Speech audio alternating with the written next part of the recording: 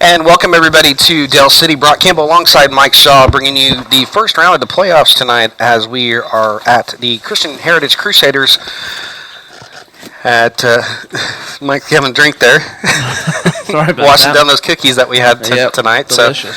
So, good hospitality that we're getting tonight here in the press box.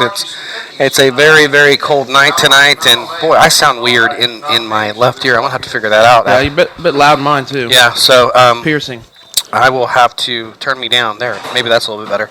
Okay, that's better. But anyways, we're live here at Dell City, Oklahoma, the campus. Actually, not really the campus. Yeah, this is the football stadium of the Christian facility. Heritage Crusaders, the football facility. And Mike, we've got a very, very cold night, but we're in a nice warm press box. Unfortunately, our coaches and our camera crew are in the cold tonight. I feel bad. They're toughing it out up there. So they almost moved us.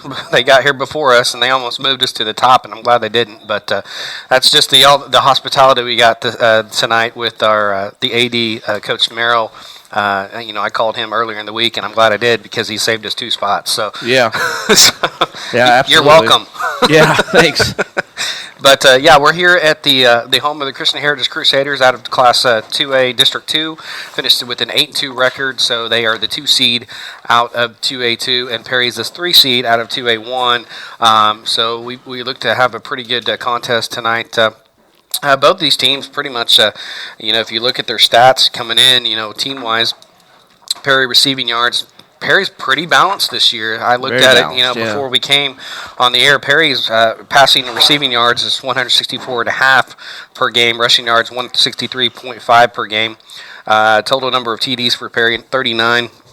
Had 10 interceptions this year. That was a big step up with our defense this year. In our secondary kind of stepped up a little bit more than it has in the past. So you look over there on the other side, Christian Heritage receiving yards per game 201.9, rushing yards 174.2. They're pretty balanced as well. Total number of TDs 50. Yeah, they can score it. And they can really score it. And they've got a 6'6" quarterback that can sling the ball. Not very. He's not as mobile as some of the quarterbacks in our district, but he can sling the ball, and he's got really capable receivers that we're going to talk about. When we go over the opponent's scout. So not very many people in the stands over across the way for Perry yet. So if you're on your way, it is right off of Sooner Road on the east side. It's I-240 in Sooner. If you go I-40 to Sooner Road, go south on Sooner Road, probably about 4 miles. It'll be on your east side. It's a big church. You can't miss it. Just pull into the church. Actually, I did miss it because on the way here, I was looking for the Sonic, and I zeroed in on the Sonic, and I passed the church. So I passed it coming up. We knew your motivation. You were on Sonic. You were hungry, weren't you? Yeah. We're shamelessly pumping Sonic here. We don't get any advertising dollars. No, we're not. We have tried. We've tried. Yeah, absolutely.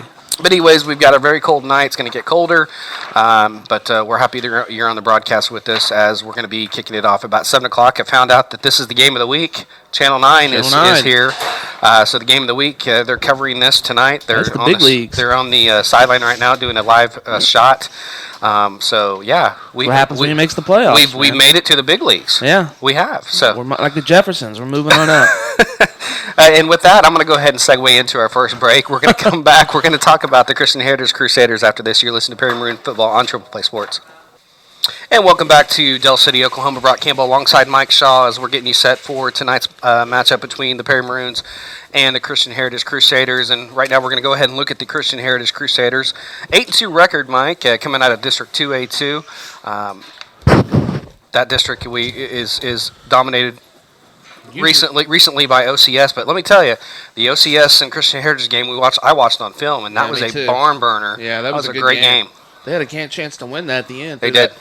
Through that interception, I think with about 4 minutes left, and then got a chance to come back and try to get it to within 3, and I think either turn it over on downs or intercept it again because OCS's defense is really tough. But yeah, they had a great chance to win that game. They were right there with the best team in 2A, in my opinion. But how good is OCS? I mean, they were so impressive in some of those plays. I mean, they got some shifty players, and they held their own. Christian Heritage did, and you could tell that's a rivalry. You can tell that they really don't like each other that much. You could tell that. So I'm not sure anybody likes OCS, to be honest with you.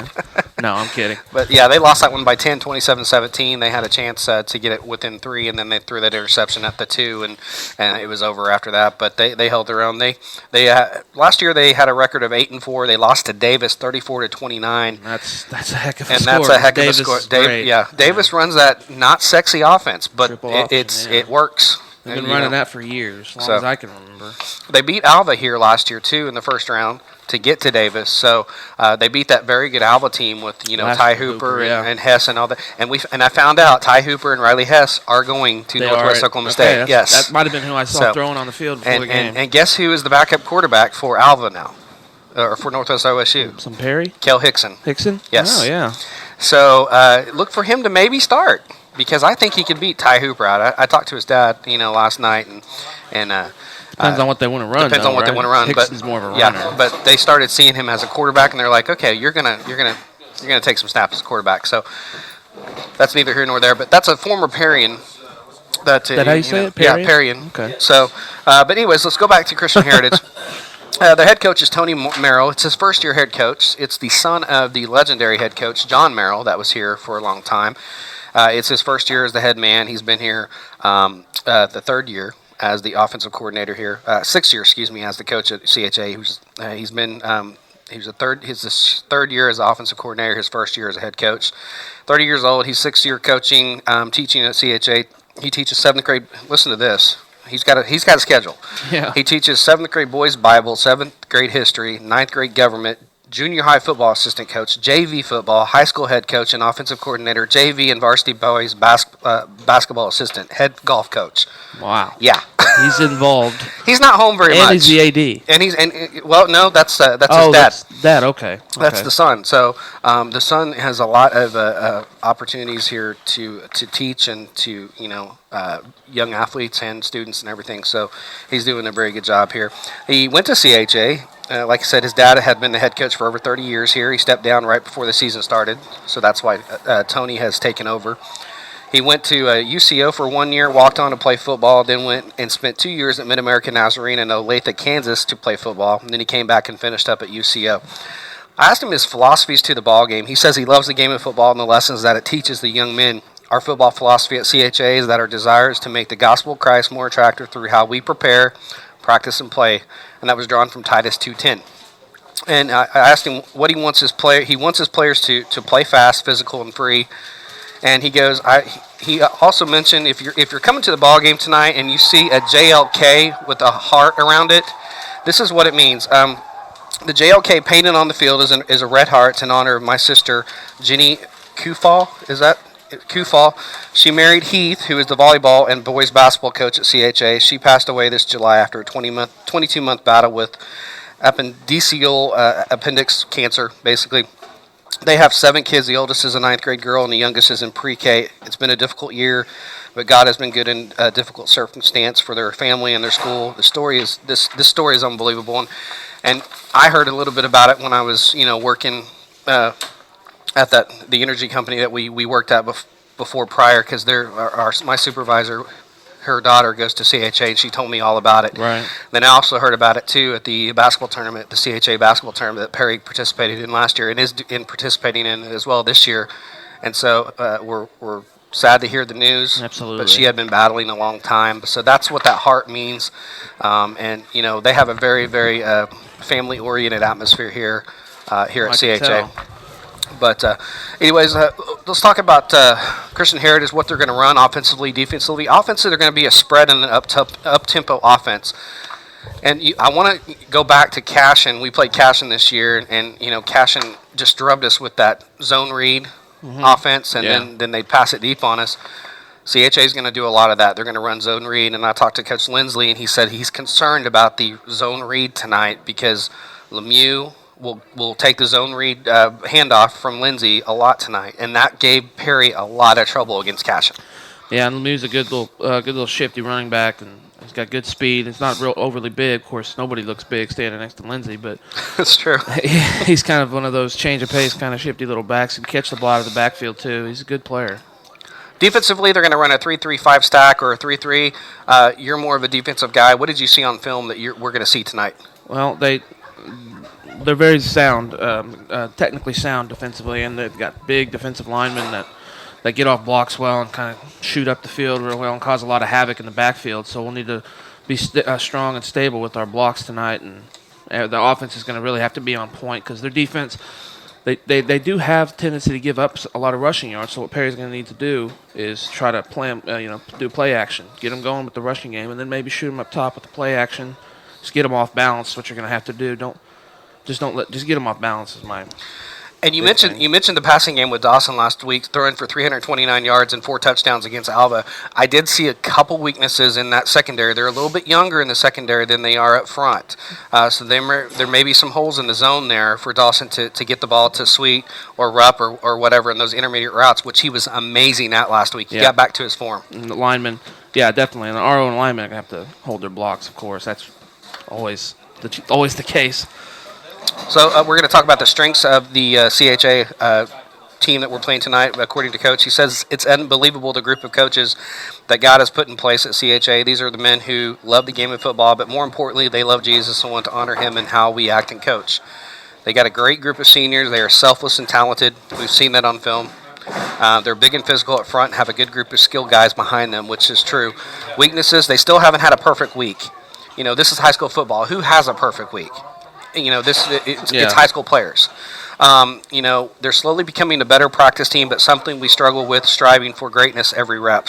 And they've had some injuries that they're just now finally getting into the form. Players to watch tonight, number 14 QB Spencer Lindsay. He's about 6'6". He's a big boy, about 230, 235, somewhere in there. He can sling it. He's not real mobile, but he can get it to his receivers. But he can run a little. He can run. He's hard to bring down. He can run the zone. He can run the zone. And he's obviously hard to bring down. Number 7, the running back, Joseph Lemieux. He's a real shifty guy behind Lindsay. He hides behind those offensive linemen, then he'll pop out and he'll run and he'll his leader. Yeah, kind of like, I know it's a Sooner, but kind of like Quentin Griffin. Right. Number 10, middle linebacker, Preston Whitmill. He's just a really good, sound linebacker. He'll fill the gaps and he'll make a lot of tackles.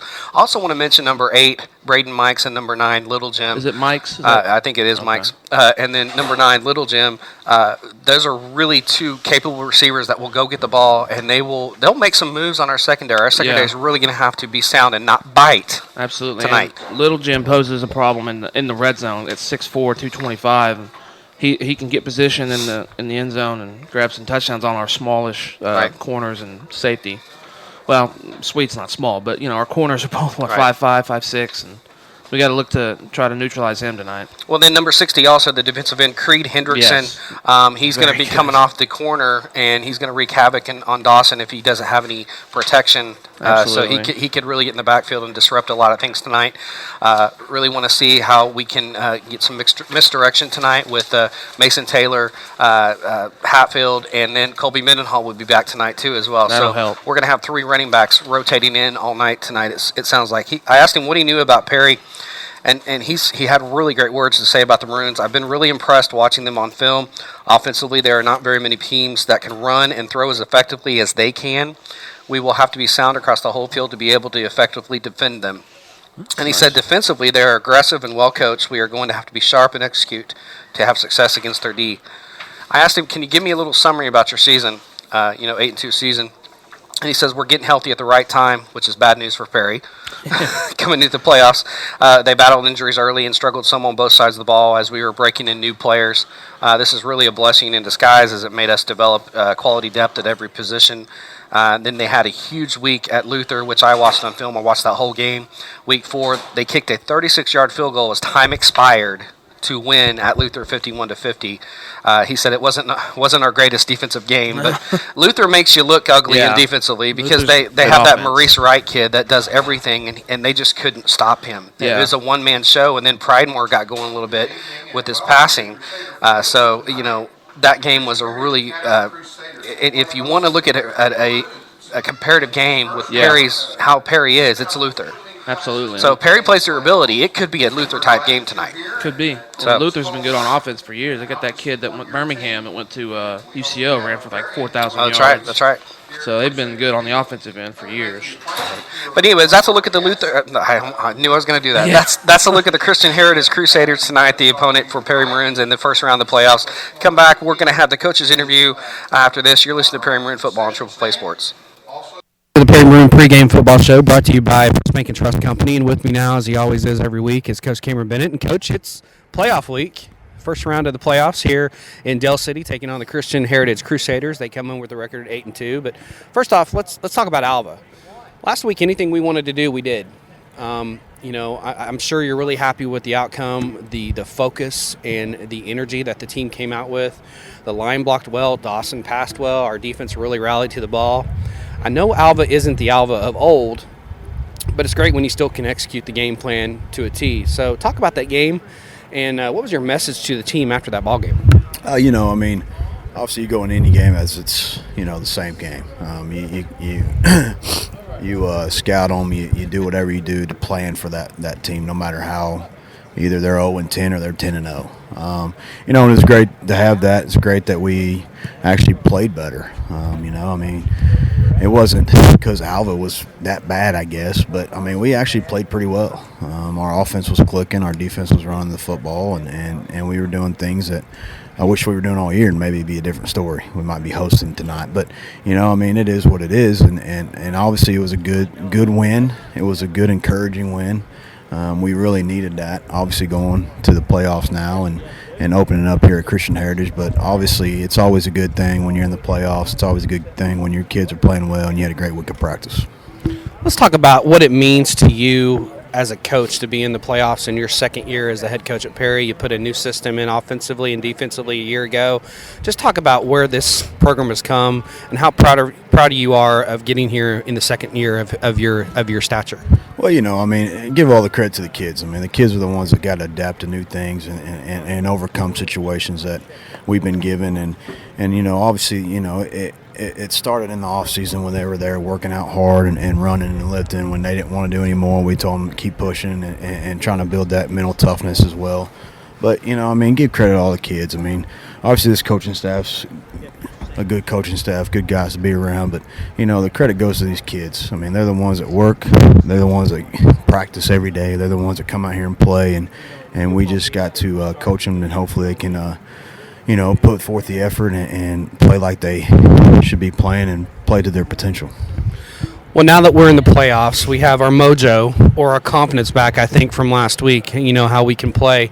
Looking at all the Class 2A1 playoff matchups this week, I think Perry got the most favorable one and has a really good shot at getting the victory tonight and getting the upset against this team if they play to their capability. Like we know how we can. Does the team believe that, or is that truthful that we did get our mojo or our confidence back last week? I think so. I think, like I said, that game helped us a lot. Obviously we were clicking on all cylinders, and hopefully we do that tonight. Christian Herritage is a great football team.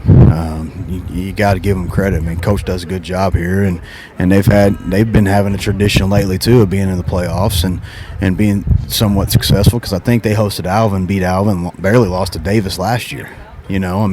So they have a pretty good. They established a tradition here that they're trying to keep building on, and I think that we just got to come out here and play to our potential, and I think everything else will take care of itself. And to be honest with you, I'd rather be playing here than Millwood. I'm just saying because Millwood's more in the kids' head. Because the last two times they made the playoffs, they played Millwood and got beat. And so I think this is a better new opportunity for us, and it's a new opponent, and we don't know much about them, but on film, they've never played each other. So hopefully our kids will come out and play hard. You mentioned Millwood. I totally agree with that sentiment. We saw Millwood go past us on 35 going to Chisholm tonight, and I think it's in their head because Millwood, last time we played them, we should have beat them. We had them beat. But yeah, so it's a nice little change of pace here to be at the Crusaders' home tonight. But let's talk about the Crusaders. It looks like they're a big and physical team with a huge quarterback, 6'6" quarterback in Lindsey, who has a good arm, but he's not real mobile. And he has capable receivers. And they also run that zone read offense that Cashin ran against us, kind of like that. And, we didn't fare well against that team as well. So let's talk about the type of offense, like I just alluded to, and the type of defense we're going to see tonight from CHA and how you're going to combat both sides of the ball. Well, I mean, and what's crazy about CHA? They're nothing fancy. They're a 3-5 stack or a 3-3-5 stack, however you want. People call it different. They don't blitz as much. They run cover three. They're a sound football team, and they're pretty much like, hey, we're going to be in our base, and if you're better than us, then you'll beat us. If not, then we're gonna play sound technique football, and that's what they do on defense. Offensively, yeah, he can sling it. I mean, let's be honest. He's got a great cannon, and it looks like Ben Roethlisberger back there in high school. But they're spreading it. Obviously they want to throw the ball more than they run, but obviously their tailback, he's got over 1,000 yards this year, so he's a good little running back. But I tell you what, man, number 8's a stud. Their free safety, yeah, he's a stud. He's a good ball player, and he'll come and hit you, and he does some things on offense too that's pretty good too. But we just got to play sound football. Well, having said that, let's talk about give me 3 keys to tonight's game to get the first playoff victory and head on possibly to Davis next week. Right, we just got to play a Perry football. We got to be sound on defense. We got to not turn the ball over and cut down on our middle mistakes, and I think we'll be okay. Well, let's go to our fun segment now, and I told you I waved the white flag last week, so I'm giving up here. You are 27-3, and I'm 23-7 on our coaches' picks. And last week Baylor, I should have taken the Bears. You were trying to give me that pick. You were trying to tell me, and Baylor all over OU, 48-14. SMU and Tulsa. Tulsa actually got a win. You were right about that one. I was too, and they won by 10.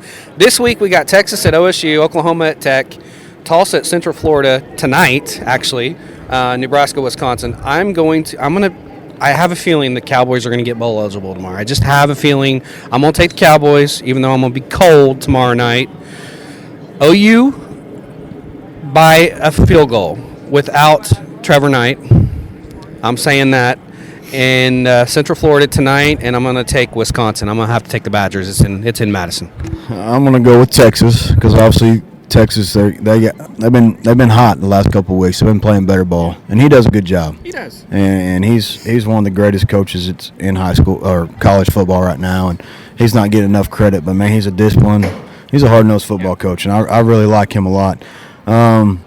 Texas Tech is bad. I think OU's gonna beat them. I do too. I just don't. I don't know.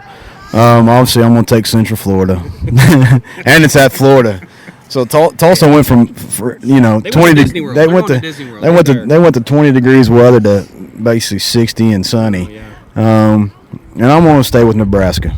Ooh, in Madison against Wisconsin. Yeah, I'm going to stay with Nebraska. Ooh, okay. I might get a pick on you this week then. So, well, Coach, I don't want this ride to end. I want to keep going on this train and get this victory tonight. I don't want this season to end, and I appreciate spending some time with us, and good luck tonight. Thank you. I appreciate it. And that was Coach Cameron Bennett, your Perry Maroon football head coach. Keep it right here. We're going to have a break, and we're going to go over the playoff matchups tonight in the district and the area schools around the Perry area. Then we'll have another break. We'll have the starting lineups, the opening kickoff with your Perry Maroons visiting the Christian Heritage Crusaders here in Del City, Oklahoma. You're listening to Perry Maroon Football on Triple Play Sports. And welcome back to Del City. Brock Campbell alongside Mike Shaw getting you set for tonight's kickoff between your Perry Maroons visiting the Christian Heritage Crusaders here. But first we're going to go ahead and go over the district roundup or the playoff matchups for this week in the first round of the OSSAA playoffs. And first game we're going to look at, the Luther Lions are going to be at the Hennessy Eagles tonight. Luther comes in with a 6-4 record. They're going to face the 9-1 Hennessy Eagles. I think that's going to be a high-scoring ball game. Could be, yeah. Luther's offense, like we talked about. And then Millwood passed me on I-35 coming into Del City, and they're going to be going to Chisholm. They're 6-4, taking on the Chisholm Longhorns 8-2. Millwood might pull the upset. Chisholm is a good ball club, but I'm not putting anything past the Falcons there. They're a real good team too. Yeah, absolutely. And then Newkirk 5-5. They're at the Oklahoma Christian Saints right up the road. 10-0 Oklahoma Christian Saints. That one might be over at halftime. The first quarter, unfortunately, and I'm sorry if the Newkirk fans may be listening to us, but OCS is the real deal. Newkirk fans, they're a juggernaut right now, and they're going to make a really deep run, I think. So, and then your Perry Maroons 6-4 here, visiting the 8-2 Christian Heritage Crusaders. Last week's scores: Hennessy 34, Chisholm 15. Newkirk 53, Oklahoma Christian Academy 36. Tonkawa went to Pawnee, and Pawnee gets a 2-game winning streak to close out their season. Pawnee wins 43-0, and of course Perry took care of the Gold Bugs. They took the tarnish off the Gold Bugs, if you will, 56-6. And that was over pretty quickly. Other area teams around the Perry area tonight in playoffs. The 7-3 Stillwater Pioneers are going to go to 9-1 Bigsby Spartans. That's going to be a tough task, but Bigsby is more of a power team. Stillwater is more of a thoroughbred team. They got 3 receivers that can get behind you real quick and make the home run play. So that might be an interesting ball game tonight. Stillwater last week took apart Lawton Eisenhower 70-41 in Stillwater to get to the playoffs. 5-5 Del City is going to go to the 9-1 Guthrie Blue Jays. That's right, Guthrie lost last week 26-21 over Deer Creek, and Deer Creek won the district. So Guthrie will be hosting the Del City Eagles. No, it's not Del City. It's Altus. It's the Altus Bulldogs. My bad. I don't know why I said Del City. They're going to be hosting Altus, and people said that if you're coming from Altus, you needed to be in your seat by 4:30 today to have a guaranteed spot at the Guthrie Stadium. That's what Guthrie officials were telling Altus fans today, if they wanted a seat. So Guthrie does lose a game. They are the 2 seed, and Deer Creek wins that district. So 3A, the 7-3 Perkins Tryon Demons are going to be right up the road over here in North Oklahoma City, taking on the 8-2 Douglas Trojans. Last week, Perkins took apart the Blackwell Maroons 55-20. Blackwell had a shot to make the playoffs and were unable to do it. The 6-4 O'Keene Whippets are going to go take on the 8-2 Morrison Wildcats. Morrison last week took down Hominy 30-21. 8-2 Garber Wolverines will be at the Keota Lions 9-1. Last week, Garber took apart Welch 58-0. And the Covington Douglas Wildcats 6-4 in the playoffs. They're going to go visit the 9-1 Foxes. A lot of originality there. Foxes. Yeah. And they're going to be taking that's a drive too, because Fox is way down south. Covington last week took down Woodland 52-28. So the district finished up like this. Hennessy won the district at 6-0. Chisholm came in second at 5-1. Perry was third with a 4-2 mark. Newkirk came in fourth at 3-3. Pawnee at fifth, 3-4. Tonkawa 1-6, and then Alva 0-6. So that's where we stand on the district. So that's a look at the district roundup, the playoff matchups this week, and the area schools. If you have any scores, please text those to us, 405-204-4246. We'll get those on the air. We'll also have a halftime scoreboard show as well. We're going to come back. We're going to take another break. We're going to come back, and we'll get the starting lineups and the opening kickoff as the Perry Maroons visiting the Christian Heritage Crusaders here in Del City. You're listening to Perry Maroon Football on Triple Play Sports. And welcome back to Del City, Oklahoma. Brock Campbell alongside Mike Shaw, and we're going to go to tonight's starting lineup, starting with the visiting Perry Maroons with a 6-4 record, coached by Cameron Bennett. They run a spread 4-wide offense. Quarterback number 13, sophomore Dawson Padilla. The tailback number 24, the sophomore Mason Taylor. Wide receivers number 1, senior Braden Sweet. Number 20, senior Joe Rupp, and number 15, the sophomore Drake Dell. Tight end, number 5, sophomore Austin Reyes. Left tackle, number 71, senior Matt Jones. Left guard, number 52, senior Dylan Buck. The center, number 70, sophomore Parker Goschak. Right guard, number 73, senior Barrett Schwant, and the right tackle, number 56, the senior Andrew Randall. On the defensive side of the ball, Perry's going to run a 4-2-5 tonight. Defensive end, number 55, senior Devin Blansett. 42, senior Garrett Byer at the defensive tackle. The other defensive tackle, 53, senior Spencer Hartwig. Defensive end, number 56, senior Andrew Randall. Linebacker, number 52, senior Dylan Buck. Linebacker, number 25, the junior Luke Vollmer.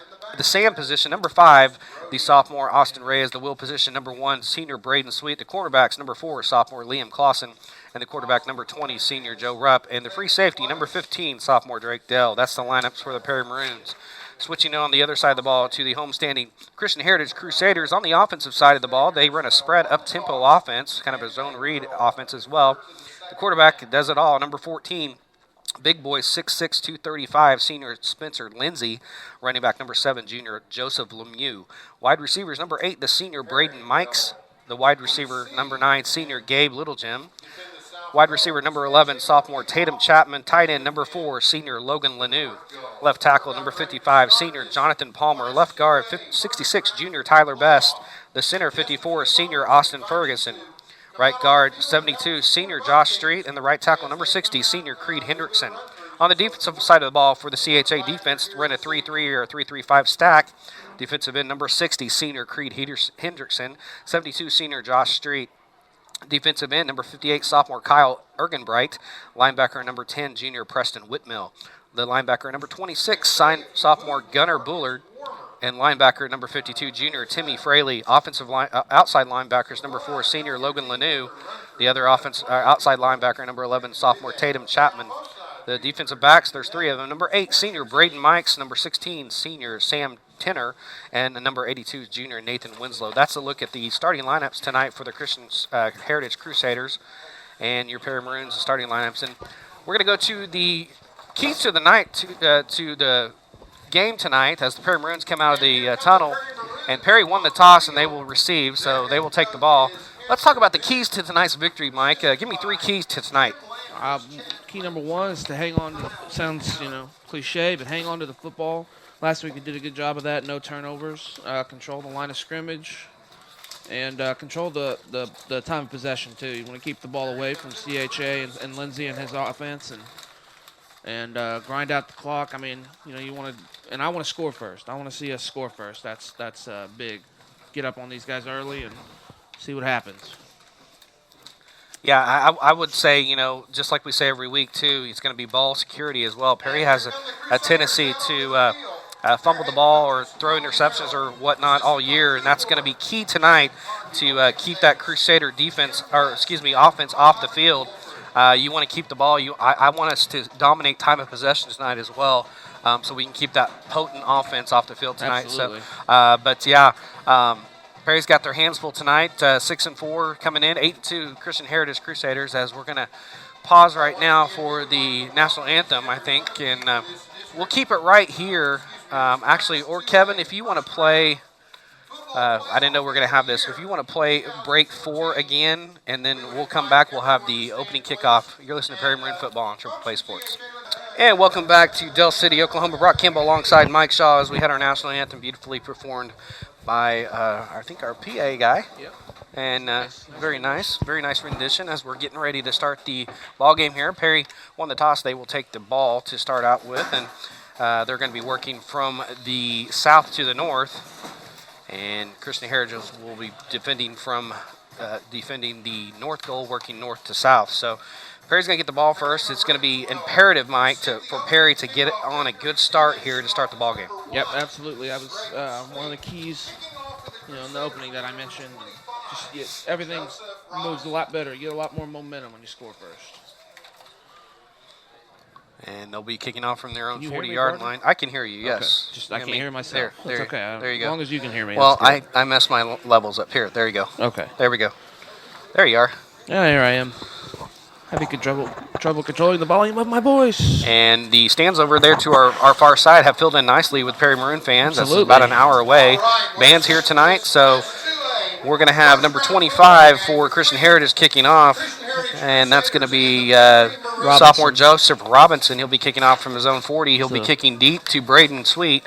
And there's the kick. It's a low kick right down the center of the field, taken by the up man, Liam Clausen. Gets across 35, has a hole, gets to the 40-yard line, and dump truck down right there. Perry will start at their own 40. And that's about a 20-yard kickoff return for, I think, Liam. Yeah, it was Clausen. That's a great return. Great start for the Maroons.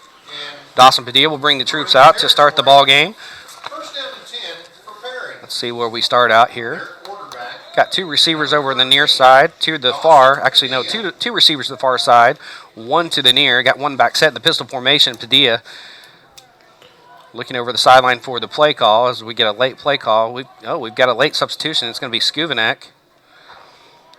That's not the way you Perry may have to start with a timeout here. They got 6 seconds to go on the play clock. Skuvanek still not set. And now that's just not the way they want to start. No. It's full false start, and that was just a discombobulated play right there to start the ball game. Yeah, you got to know what you're doing. You got to know you're in the first set of package, and you got to be out there and ready to play. And that's just a terrible mental mistake right there. So 5-yard penalty marks the ball back to the 35-yard line. 1st and 10 from their own, actually 36. 2 receivers to the near side, 2 to the far side. Skuvanek goes out, 1 back set, pistol formation. Padilla gets a snap. He's going to hand it off to Mason Taylor around the left side. He's going to be stacked up to the line of scrimmage and driven back for no gain. They're going to mark him at the 37. They gave him a yard. It's going to bring up a second and 14 upcoming for the Maroons. Yeah, that's what we talked about. That their front is very strong and quick and gets to the ball quick. Looks like Lindsey's starting at defensive end as well. He is 230. I guess that's not a surprise. Same formation, 4 receiver set, 2 to the near, 2 to the far, pistol formation, 1 back set. That's Padilla in the shotgun, looking at his wristband, gets the play, back to pass. He's going to throw short to Joe Rupp. He has it, complete, gets out of 1 tackle, gets to the 40-yard line, and got 3 yards up to the 40, so to bring up a 3rd and 11 upcoming for Perry. Nice little throw to get Padilla's. Actually, they gave him 4. It's going to be 3rd and 10. He got back to the original line of scrimmage. I guess the original line of scrimmage was the 41. So yeah, I had a 40 initially, so I changed it. So it'll be 3rd and 10 for Perry. 2 receivers to the near side, 2 to the far side, 1 back set, pistol formation, Padilla in the pistol. Look for Sweet Looking here. for a play on his wristband. Gets his line set, gets the snap, get back to pass. He's looking. He's going to throw across. He had Austin Reyes, and he just dropped it across midfield. And, boy, he was wide open, partner. Yep. He was well past the first down. Simple, nice little 10-yard curl, and just got to hang on to it. It's cold, so that could be the cause of it, but you just got to hang on to that ball. It's playoffs. And that was wide open pass that Reyes just dropped, and that would have been well good for the first down. But unfortunately, it's 4th down. Garrett Byer into punt. And we've got another flag, and let's see what we got. It might be a false start on Perry again. Umpire threw it, and he's going to rule false start on Perry. It's going to mark him back 5 yards. It's so far not very good for Perry right now offensively, as they've had 2 penalties for 10 yards, just not focused at this point. No, and that's it's a surprise. This is the biggest game of the year to date, and come out with 2 penalties right off the gate, with good field position too. Garrett Byers punting to Joseph Lemieux, and a very dangerous returner. He gets a snap, he gets the punt off, and it's a short and bad kick. Gets a Perry roll, rolls across the Perry Maroon 45 to the 46, and that was a 9-yard punt by the senior. And now Perry is forced with their defense on the field now. In a spot. They're in a hole now. Already in plus territory, and they haven't even ran a play. So 1st and 10 for Christian Heritage. The Crusaders come out at the Maroon 46-yard line. Spencer Lindsey in the pistol formation. 1 back set, 1 receiver to the far, 1 to the near. Gets the snap. Zone read to Lemieux around the left side, breaking tackles and taking tacklers with him. Gets across the 35, and they're going to mark him down right at the 35. That's a 10-yard gain and a first down, and bad indication so far. Just ran right behind his offensive line. Yep, right up the gut on that big offensive line. So bad start for Perry right now. Now Lindsey in the pistol formation again. 2 receivers to the far side, 1 to the near, 1 back set, pistol formation once again. Back to passes Lindsey. He's going to fire short. It's complete over there to Braden Mikes. Gets across the 30-yard line, and he's forced out of bounds at about the, we'll say 29. So we'll give him a 6-yard pickup, and it brings up 2nd and 4 for the Crusaders. How many yards did you give Lemieux, partner? I'm sorry. I gave him 10. Okay, sorry. Just trying to get situated. Lindsey gets a snap. Zone read again for Lemieux. Goes right up the gut. Broke a couple tackles. Gets across the 25. Falls forward to about the 20. That is a 15-yard pickup and that's a 9-yard pickup and a first down again for Christian Heritage. Yeah, this is what we feared, getting off to a slow start and having them come out in a hot start. Quick up tempo again. 2 receivers to the near, 1 receiver to the far. 1 back set, pistol formation. Lindsey in the pistol. Gets a snap. He's going to give it to Lemieux over here on the right side. Has a little bit of running room. 20, 15, and then jump truck down hard at about the 11-yard line. Give him a pickup of 9 yards. Bring him a 2nd and 1 for the Crusaders. Nothing sexy, partner. Just Perry can't stop it right now. No, that big offensive line is really getting in gear already. 1 receiver to the far side, 2 to the near for the Crusaders. 1 back set in the pistol formation. Lindsey gets the shotgun snap. He's going to back to pass. He's going to roll to his left. Looking, he fires complete short over there on the far side, and it looks like to Teener. Whitmill, number 10. And that's a first down to the 5-yard line, and that's a first down. Where were we at? We were at the 9, so a 4-yard pickup and a first down. 1st and goal for the Crusaders. Yeah, it's just simple play action. Two receivers to the near side, one to the far, one back set, pistol formation again. Lindsey gets a snap, is going to hand it off to Lemieux over around the left side, and he walks in for the touchdown. Just broke 3 tackles again and walks in, and it's 6-0 Christian Heritage. And that was easy for the Crusaders. That was way too easy, partner. You're right. That defense, that's no excuse. You got to bow up. It's playoffs. You got to come ready to play, and CHA did. I don't know. Perry's got to bounce back here. Perry looks very sluggish right now and very unfocused. And maybe it's the cold weather or whatever, but they've got to get it going. Well, snap back, ball down, kick is on the way. It's up and it's good. And it's 7-0. Christian Heritage is on top. We'll take a timeout. You're listening to Perry Marine Football on Triple Play Sports. And welcome back to Dell City. Brock Campbell alongside Mike Shaw. And Christian Heritage goes a total of, from the 46 to Perry Marine 46. So they go 46 yards. 46 yards and just methodical down the field. And Perry couldn't stop anything. Nothing sexy. It was just a lot of Lemieux, couple short passes, and then Lemieux for the 5-yard touchdown run. So 7-0. Kick was good. And Perry in the hole 7-0 with 9:19 to go in the first quarter. As we back to kickoff once again from the own 40. There's the kick. And that's a better kick. It's going to be taken by Liam Clausen over there again. He's going to take about the 16, runs into his own guy, 20, tries to cut. And he ran into Braden Sweet, but he didn't get past. He got to the 21-yard line, so we'll give him maybe a 6-yard return. Thought maybe he was going to hand it to Sweet. I think Braden wanted that ball. Yeah, I think he did too. But Perry's going to be backed up even farther. They're going to start at their own 21-yard line, 1st and 10 on their second set of downs here, second drive.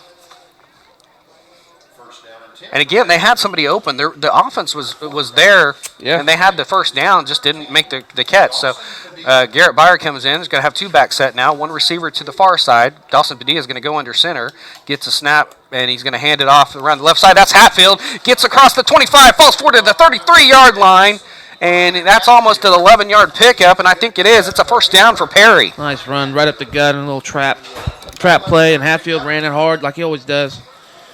Broke a tackle, got the first down. Nice run. Kid runs hard. I like it. So 1st and 10 for the Maroons, 11-yard pickup and the first down for Perry. And Padilla going under center again. Coach must have seen something in this second set of downs. He's under center again. 1 receiver to the far side, 1 back, gets set, gets a snap, gives it to Brian Hatfield around the right side, makes a couple breaks a couple tackles, gets across the 40 and falls forward to about the 42-yard line. Man. That's a 9-yard pickup, and it brings up 2nd and 1. Coach saw something in that first series, partner. Absolutely, and this is what I talked about. I want to see them do. You run. They are a little susceptible to the run. You run, and you open up the passing game. Run to open the pass. So 2nd and 1 for Perry at their own 42-yard line. 1 receiver to the far side. Same set, 2 back set. Hatfield behind, Dawson Padilla under center. Big formation. Gets a snap. He's going to hand it to Hatfield. He's going to try the left side. Breaks a tackle, and he has the first down. Gets 2 yards and a first down for Perry. And just power football right now, power running game that Perry's found a niche here. Yeah, they had Reyes and they had Vollmer in at the other set. 2 tight. That's old school. I like it. Actually, they gave him 3 yards to the 45, so give him officially 3 yards to the 45. 1st and 10 for the Maroons. This is much better. This is what I expected to see, partner, coming out. 8:21 to go, first quarter. 7-0 Christian Heritage on top. Padilla under center, gets a snap, going to hand it to Brian Hatfield around the right side again, finds a little running room, breaks a couple tackles, gets across midfield and falls forward to about the 48-yard line. And that is a 7-yard pickup, and it brings up 2nd and 3 for the Maroons. Yeah, great pull by Schwant and Buck and Jones. Great pull on that counter, opened up the lane for Hatfield. Actually gave him 6 yards, 2nd and 4 officially. Sorry, partner. That's okay. 1 receiver to the far side and 2 back set once again. Padilla is going to go under center. So a little change up here by Coach Bennett. Padilla gets a snap. He's going to roll to his right. Back to pass. He's trying to find somebody. Fires short. Has a receiver. That's Austin Reyes over on the right sideline and a first down out of bounds at the 26-yard line. And that is a huge pickup, a 23-yard pickup and a first down. Well, that's what I talked about. Play action. You setting up the run, setting up the pass with the great runs and the play action. And he found Reyes just all by himself in a zone, soft zone, and got a big pickup. Officially a 22-yard pickup. They mark him at the 27, but 1st and 10 for the Maroons as they're on the drive. And they're doing a very good job the second drive of the game. Padilla's going to go under center once again. 1 receiver to the far side, 2 back set. Gets a snap, going to hand it to Byer right up the middle, and he crashes in. He's not down. He's not down. He's still Wow. breaking nice tackles, and he fumbled the ball, but he was down.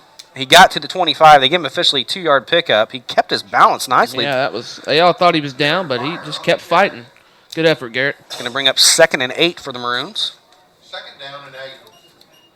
And this is what Luther did to them, too. They got Maurice Wright going, and then they had Pridemore going after that. That opened up the pass. Yeah, absolutely. So this is exactly what they're following, the same script from the Luther game. Padilla gets the snap. He's going to hand it to Brian Hatfield around the right side. Better job by the Crusader defense over there, as Hatfield got maybe 2 yards, so maybe 3rd and 6 upcoming for Perry. Yeah, looks like Hendrickson stepping up and making a good play on that one. That was one of our featured guys to watch, Creed Henderson for the Crusaders. Player. So they gave Hat 2 on that? They gave 2 yards to the – actually, wait. 3rd down and 7. Well, yeah, they gave him 2 yards, so actually 3rd and 6. Maybe 6.5 here. Padilla goes under center again, 2-back set, 1 receiver to the far side. Gets a snap, is going to hand it to Brian Hatfield around the left side. Makes a cut, nice cut, cuts up the field. Gets across the 20 and maybe to the 19. No, they're going to officially mark him at the 20. He gave him 3 yards. It's going to bring up a 4th and 3 for the Maroons. Tyler Best also in on that tackle. Well, this is definitely going for it as we do not have a place kicker. I'd like to see maybe a little rollout action, partner, or a play action rollout with Padilla. Hoping to see Mendenhall tonight. Haven't seen him yet. He is suited out. But let's see what the Maroons come up with. 4th and 3 at the Crusader 20-yard line. You could do play action like John Gruden likes the Spider 2 Y banana. You get a play action and you roll out to Bayer. I'd like to see something like that too, maybe. Got a stacked backfield here. 1 receiver to the far side. Padilla gets a snap, gives it to Brian Hatfield. He gets it up the middle, and he's going to be short. He got 2 yards, needed 3, and it's going to be hold on down. So officially 2 yards, and Perry turns the ball over on the downs. But that was a better drive. Now the defense. Now the defense has got to take over. Down to the 18. Down to the 18 is what I gave him. So it'll be 1st and 10 for the Crusaders at their own 18-yard line. And Lindsay will bring them out. 2nd drive of the game. They lead 7-0. 5:32 to go first quarter. 1 receiver to the far side, 1 to the near. Pistol formation again for the Crusaders. Now late addition comes on. That's Whitmill, I believe. And he'll take his position over there on the tight end position. Left side, Lindsay in the pistol. Gets a snap. He's back to pass. He's going to fire short. It's batted and almost intercepted. That Reyes? That was Dylan Buck over there on the right side of the line. Or excuse me, Blancett got his paw up there, batted it down, and almost got it for an interception. But it's 2nd and 10 for the Crusaders. Well, the Perry defensive line has been good at blocking passes all year. 3 receivers, 2 to the near, 1 to the far. And now we've got a pistol formation again. Lemieux behind Lindsay. He gets snaps, going to hand it to Lemieux over there. Makes 1 miss and gets down to the 25-yard line. And he got 7 yards. It's going to bring up a 3rd and 3 for the Crusaders. Just a little shifty move there. He had defenders there, but he made a nice little cut back to the middle of the field and got 7 yards. Big 3rd down for Perry here. Got trips to the near side, 1 to the far. Pistol formation. Sorry, partner. No, I was just going to say you're right. I mean, Lindsay in the shotgun. Perry showing a little bit of a blitz with Vollmer and Austin Reyes over there on that left corner. Now check here by Lindsay. Gets a snap. He's going to hand it to Lemieux. No, he's going to pass it down the line of scrimmage. He has his receiver. He gets across the 30, 35, makes 1 miss, 40, 45, and he's hauled down. That's Braden Mikes. Got to the 46-yard line. That's a 21-yard pickup just on a go route. Made a couple moves, and it's 1st down for CHA. Yeah, it's a good play by the Perry defense, though. Trying to blitz, try to get him off rhythm, and getting Lindsay's face. Just made a nice effort on the pass and throw. So 1st and 10 for the Crusaders. 4:39 to go first quarter. Got trips to the far side now. 1 receiver to the near. Pistol formation. Lindsay in the shotgun again. Gets a snap. He's going to be back to pass. Looking under pressure. He's going to take off and run, and he's going to be drugged down behind by a Perry defender. Gets up to maybe the 48, and he got 2 yards. Garrett Byer gets him from behind. He got 2 yards, so brings up 2nd and 8 for the Crusaders. Yeah, that was good pressure by the Perry defensive line. Just he found a little hole to get through, but still held him to 2 yards. Actually, gave him 3, 2nd and 7. So 2nd and 7 for the Crusaders. 2 receivers to the far side, 1 to the near, 1 back set in the pistol formation. Lindsey waits for the snap, gets it. He's back to pass again, looking, has all the time in the world. Fires down the right side of the field, has Mikes, and he catches it, and it's out of bounds. Or Little Jim catches it at the 15-yard line, punched out of bounds at the 12-yard line. That's a huge gain in coverage for Clausen, and just it's a tough matchup. And how many yards was that? That was from the 49 to the 11. So we'll officially give it, what is that, 52? 40 yards, right? Yeah, 40 yards. 40 yards on the pass play and a first down for CHA. Just got behind, and that's what we were worried about. Lindsey gets a snap. He's going to hand it to Lemieux. He's going to walk into the end zone and touchdown, 12-yard touchdown run from Lemieux, and CHA is on the board again, 13-0. And boy, Perry had a good drive that second drive, and then just Crusaders went down the field again and took the air out of the sails for the Maroons. But that's one thing we were worried about, the long ball with Braden Mikes and Little Jim, and we saw that on film, and Perry's corners are just not big enough to cover those guys. So you needed a lot of help on the line. Snap back, ball down, kick is on the way. It's up, and it's good, and CHA leads 14-0. You're listening to Perry from Maroon Football on Triple Play Sports. And welcome back to Dell City. Brock Campbell alongside Mike Shaw. CHA has struck again on the 40-yard pass to Little Jim, and then set up a 12-yard touchdown run by Joseph Lemieux. Point after attempt was good, and it's 14-0 with 3:40 to go, first quarter. And Mike, you got to find a way to defend this team where it's going to get ugly quick. Absolutely, and this is what we were afraid of. We wanted to get out to a hot start. Had great field position to start. Unfortunately, had a couple mental errors. Second drive, did a great job. Just got bogged down in the end, inside the 20. Definitely need to step up. Now CHA will be kicking off again. There's the kick. It's going to be on the right side of the field. It's going to be taken by Joe Rupp over there at the 20, 25, makes a cut to the 30, and just jigsaws his way up to about the 35-yard line. They're officially going to mark him at the 34, so we'll give him a 14-yard pickup, and it brings up a new set of downs for Perry, their third drive of the ball game upcoming. That's a good spot to start. So maybe we got to see what we did last drive. I'd like to see more of what we did. Actually, they officially gave him a 15-yard kickoff return to the 35. Excellent. So from the 20 to the 35, so 1st and 10 for Perry at their own 35-yard line. It's third drive of the game. Perry down 14-0, but have done some things nicely as Dasabadia is going to go under center again. One receiver to the far side, one to the near, two back set. In that I formation now. Hit the sweep right away. Gets a snap. He's going to hand it. No, he's going to roll to his left, and he's going to try and fire. He's fired across his body. That's to Braden Sweet, and the pass is batted, and it's intercepted by Braden Mikes. It was in coverage. It was batted by the opponent. Then Braden looked like he was going to come down with it, and Braden Mikes comes down with the interception. It's going to be 1st down and 10 for CHA. That's just unfortunate. And the pass, if it's a little bit in front of him, partner, that's 6. Yeah. Because he had a step. He did. He had a step on him. Just right. It was the pass was a little far behind him, and if he leads Braden a little bit more, that's 6 points. The defense really got to dig in here. So 1st and 10 for Lindsey and company at their own 38-yard line. 2 receivers to the near, 1 to the far, 1 back set. Gets a snap. That's to Lemieux, and a nice big hit by Garrett Byer at the 40-yard line. Got 2 yards. But, man, Garrett Byer stepped up in the hole and got him down for a 2-yard gain. Brings up 2nd and 8 for the Crusaders. 1 yard, 2-yard gain. Let's go call it 2nd down and 8. So Crusaders 2nd and 8. 1 receiver to the far side, 2 to the near, 1 back set. That pistol again.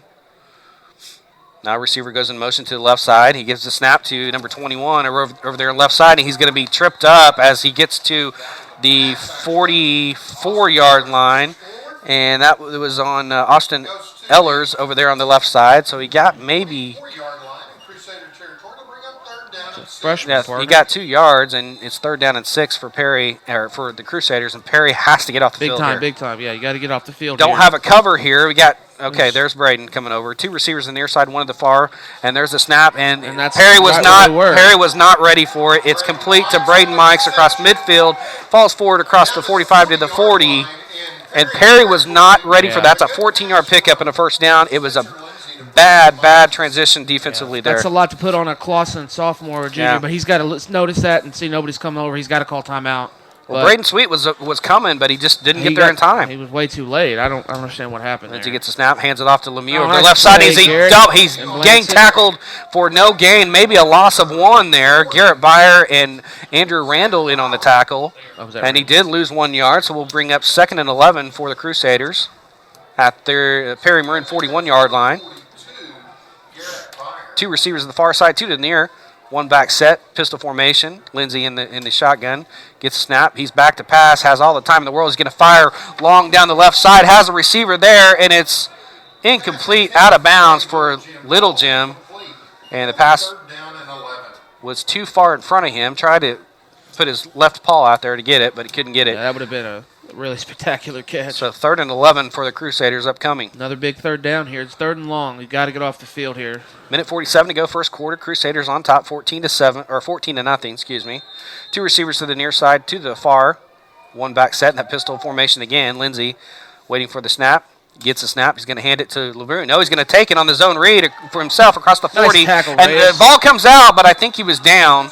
And he was down. He gets to the 35, so officially give him 6 yards in the play.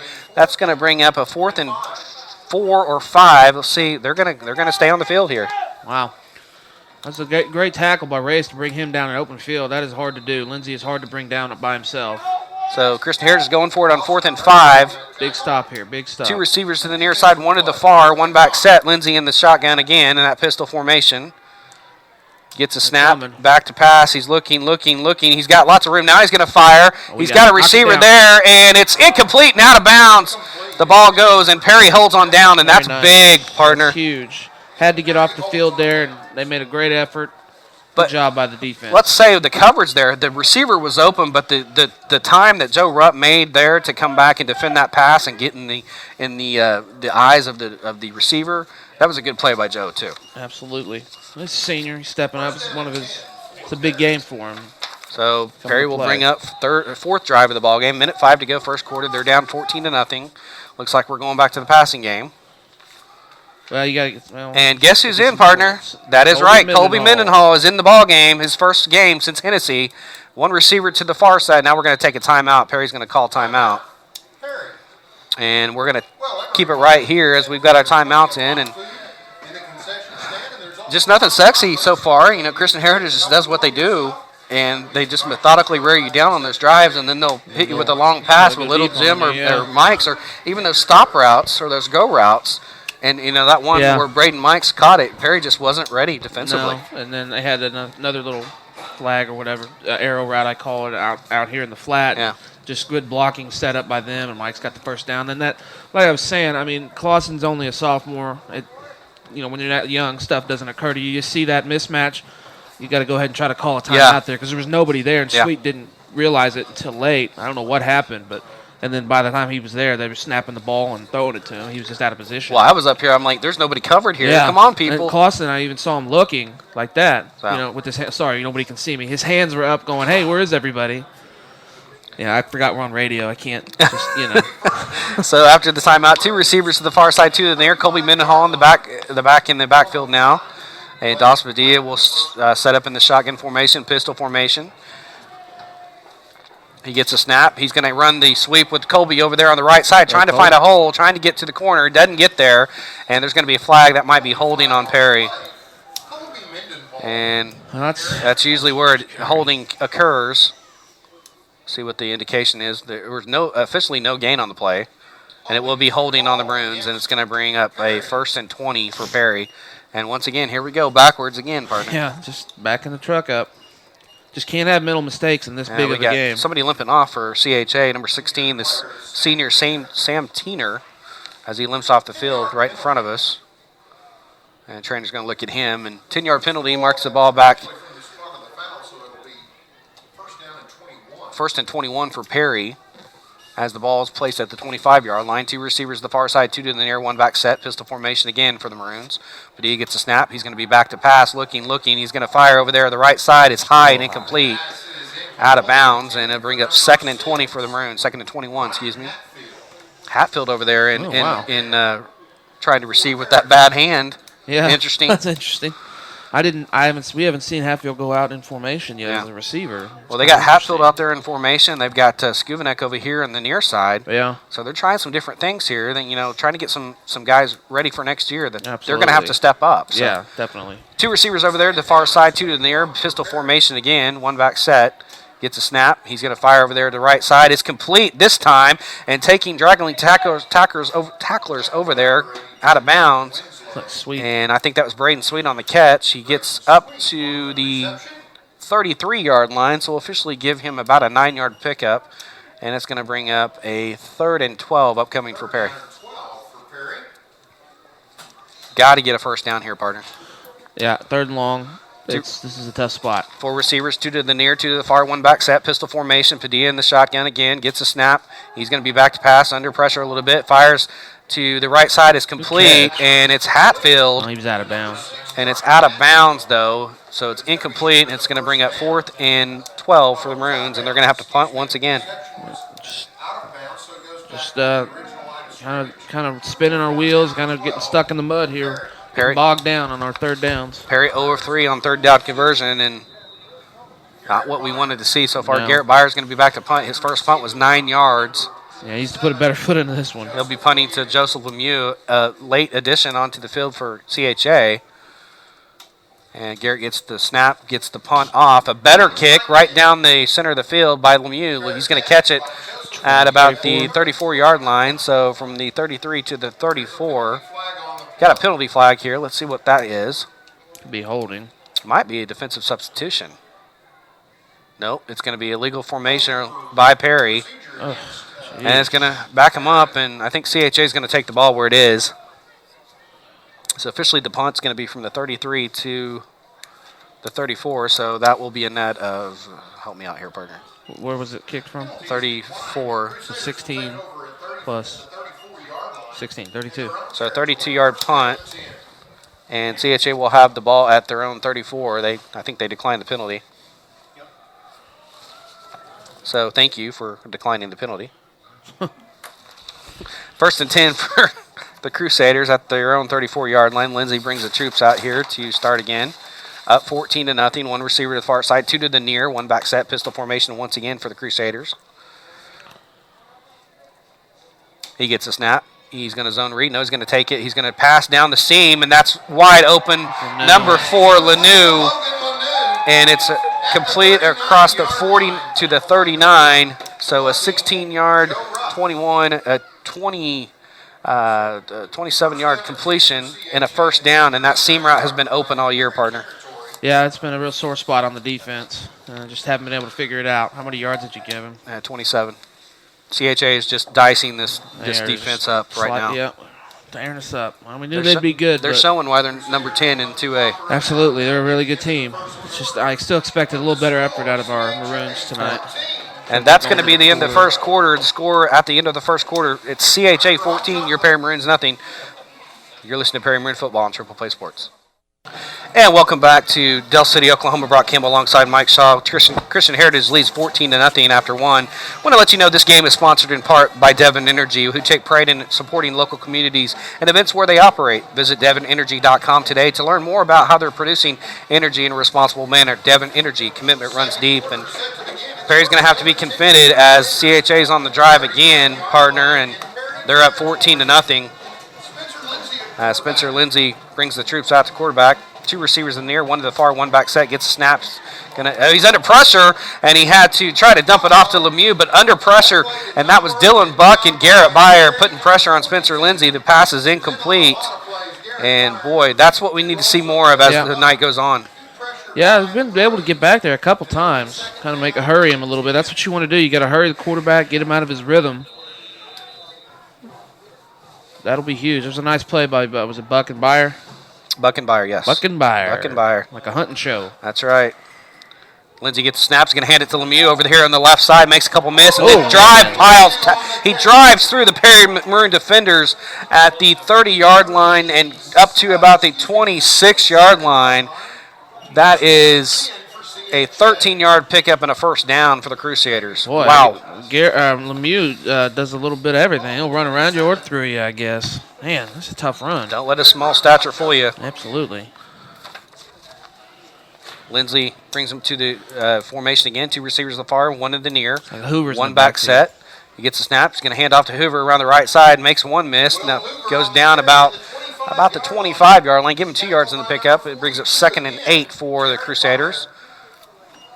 I wanted to see why they substitute him. See if the Lemieux was hurt or something, but Just to give him a breather because he's right there and back in. okay, he's back in. Okay, 2 receivers to the far side, 1 to the near now for the Crusaders. Lindsey in the shotgun, the pistol formation. Gets a snap. He's going to he's going to fake it. He's got the seam route open, wide open again. Touchdown.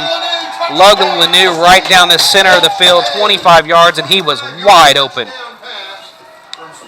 Man, that play action fake and the seam route right is open all year, and it continues to do so.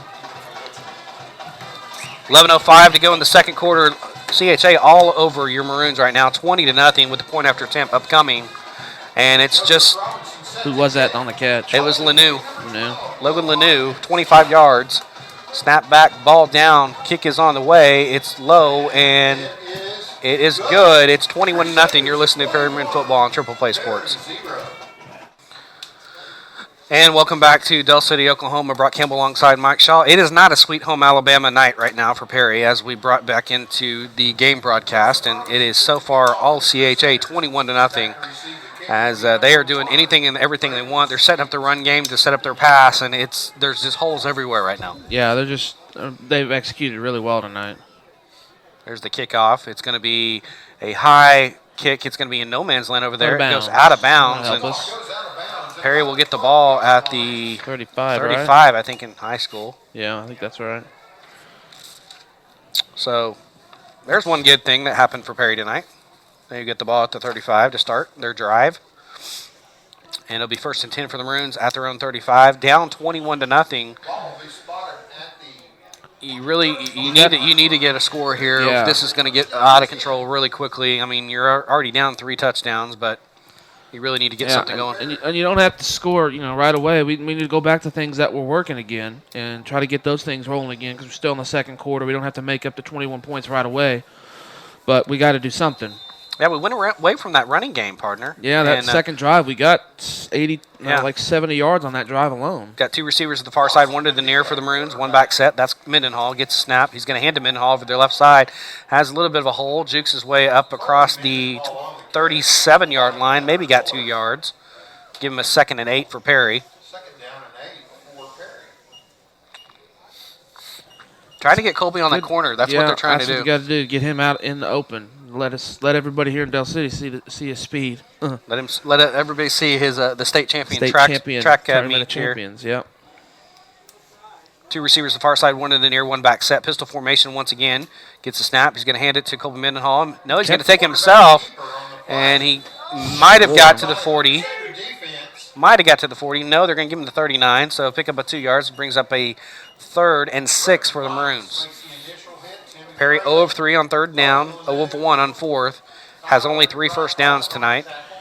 Is that 3rd and medium that you can work with? There's a lot of good plays you can run in this formation and this down and distance. Got 2 receivers over there, far side, 1 to the near. That's Reyes over here to the near. 1 back set. Mendenhall flanks. Dawson Padilla is going to get the snap. He's going to roll to his left. He's going to fire, and it's nice completion. Braden Sweet goes up to the high point and pulls it down to the 45-yard line. 1st and 10 for the Maroons. Nice play.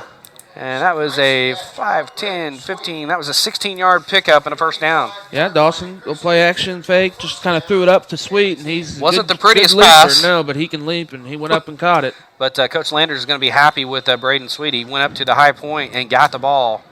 Left the defender on the ground. So 1st and 10 for Perry. Trips to the near side here in front of us. 2 to the far. Empty set. Padilla's in the shotgun all by himself. Receiver comes in motion. That's Sweet to the right. He gets the pitch. He's got a little bit of a hole. Gets across the 45. Falls forward to the 40-yard line. Nice. A 5-yard pickup, and it brings up 2nd and 5 for the Maroons. And we got somebody shaking up for CHA here. Look, Mike's. No, that's not Mike's. Oh, yeah, it is. 8, I think. Is it 8 or 5? That is 8. That's Braden Mikes. Holding his right arm. Yeah, and this cold weather will do a lot to you. Some of these injuries. 2 receivers to the far side, 2 to the near. Hope he's okay. 1 back set. Actually, no, we got 2 receivers to the far, 1 to the near. Garrett Byer comes in. with blocking help here.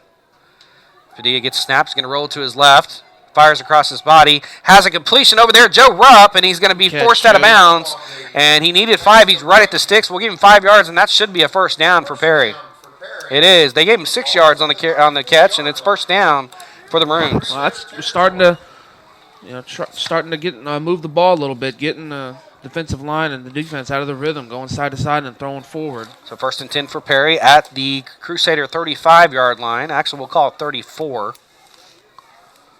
Padilla in the shotgun formation, pistol formation, 2 receivers to the far side, 2 in the area. Gives it to Colby Mendenhall. He fumbles it. It's on the ground. I think CHA got on top of it. Yeah, just a communication error. And they did. It's fumble will be on Dawson Padilla, and it's going to be first and 10 for CHA. That's what has happened this year too many times, partner. Yeah, I don't know if Colby thought he was supposed to take it or not. But it goes on Padilla the quarterback, did. though. Yeah, I know.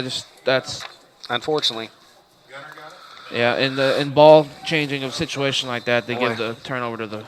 You had a drive going. You could have cut this to 14 twice tonight. But the Crusaders come out. Lindsey comes in and gives the ball to his receiver around the left side. Gets across the 35, falls forward to about the 39. Give him a pickup of 5 yards. Brings up 2nd and 5 for the Crusaders. Perry, you just got to keep doing what you're doing and get some stops here.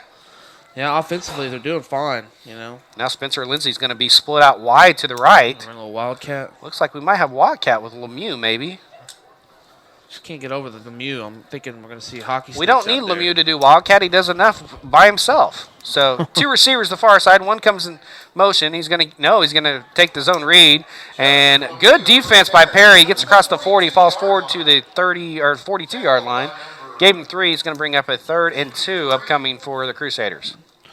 Spencer and Randall combining on the Same tackle thing. there. We've got Wildcat coming up again. 2 receivers far side again. They say 3, but it's going to be a 3rd and a long 2, I would call it. 2.5. So it's shotgun formation again in the Wildcat. That's Lemieux. He's going to take himself around the right side. Has a big hole. 45, 50. Gets across the midfield. Ball comes loose. But I think Spencer Lindsey got on top of it over there. And that's why you have him over there on the right side. Absolutely. So he can fall on it. And, of course, it's going to be first and 10 for the Heritage. The Christian Heritage Crusaders. Got to the 49-yard line. So officially gave him a 9-yard pick, him to first down. 7:28 to go before halftime. Christian Heritage all on top, 21-0, and moving again as they are at the 49-yard line to Perry. Lindsey gets a snap. He's going to hand it to Hoover. He makes one miss. He gets in the open field across the 40, dragging tacklers. Might be coming back. It's going to be coming back. I think it's going to be holding on the Crusaders around the 40-yard line. And if that's the case, it'll bring it back to the original line of scrimmage. It'll be first and 10 again, I think.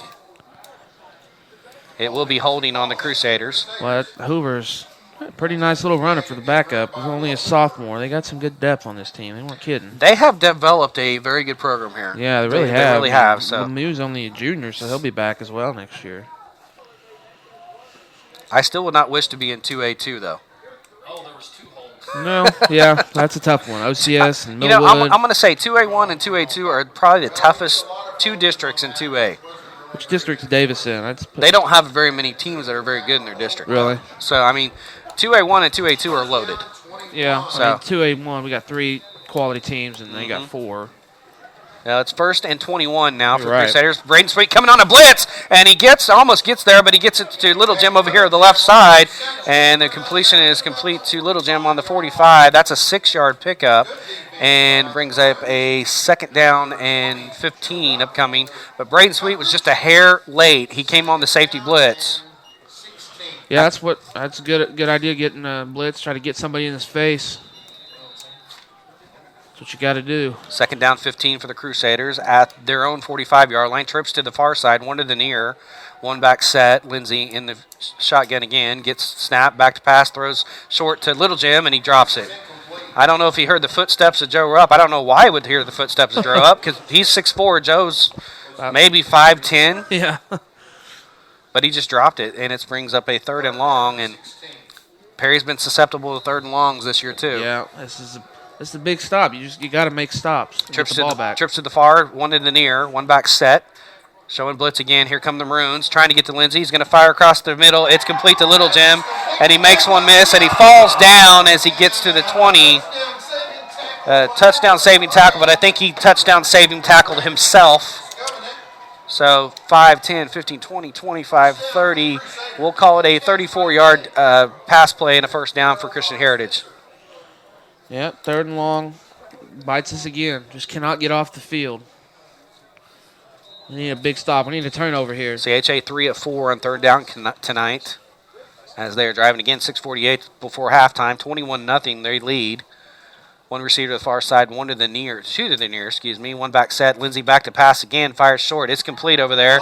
That's Lanou, and he gets to the 15, maybe the 16. So we'll give him officially 6 yards on the play. Brings up 2nd and 4. And who was that in space? That was Clausen. That was Liam Clausen. Little Liam over there taking down Logan Lanou. But almost a foot difference in height there. That's what you got to do with those big guys. You got to hit them low. Liam's only a sophomore. We're hoping still for a growth spurt. Yeah. Three receivers over there on the far side, one to the near, one back set. Lindsey gets a snap. He's going to hand it over there. No, he's going to fake it to Lemieux. He's got inside position to Little Jim, and he just beat Joe Rupp inside, 16-yard touchdown. And CHA up on top again, 27-0. And, boy, he got that inside position, partner, and it was all she wrote. Yeah, that kid can throw it. Lindsey can sling it, and you cannot let the receiver have such easy position. But one-on-one with Little Jim, that's a really hard matchup for anybody. No, you're right. So it's 27-0, CHA on top. And this one's getting ugly. Snap back, ball down. Kick is on the way. It's up, and it's good. And it's 28-0, CHA on top. You're listening to Prairie Maroon Football on Triple Play Sports. And welcome back to Del City, Oklahoma. Brock Campbell alongside Mike Shaw. It's 28-0 as it was a 15-yard touchdown or a 16-yard? 16-yard touchdown pass from Spencer Lindsey to Gabe Littlejim, and point after attempt was good again. It's 28-0 CHA on top, and Perry's been their own worst enemy again tonight. Unfortunately, that's how the season has gone, and you just got to see if you can get some points here. Penalties and another turnover. One thing we didn't need. Needed to play a clean game tonight. And it hasn't been. Not on our side, no. No big stretch of the imagination. So here's the kickoff once again, and that's a big kickoff right down the center field, taken by Braden Sweet at the 5, the 10, the 15. He's going to veer to the left, 25, 30. Got a hole! 30, 35, 40. And he's going to be dump trucked down at the 41-yard line. And we'll call it a 35-yard return. Actually, 36-yard return to the 41. Oh, they gave him the 40. Yeah, they gave him the 40, so 35 officially. Boy, he had that. I thought he was going to take it there, partner. Yeah, he had a good hold and a nice tackle by the kicker, I think. But, yeah, that was one of the best returns we've had. Yeah, well, in high school, the kickers, they play a lot of positions. So it's not like in the NFL. So, 1st and 10 for Perry at their own 40-yard line. Trips to the near side, one to the far, one back set in that shotgun. Gets a snap, he's going to hand it over. Now he's going to take his zone read himself. Dawson Padilla across the 43-yard line, falls forward maybe to the 44. Let's see where they marking. They're going to give him the 40.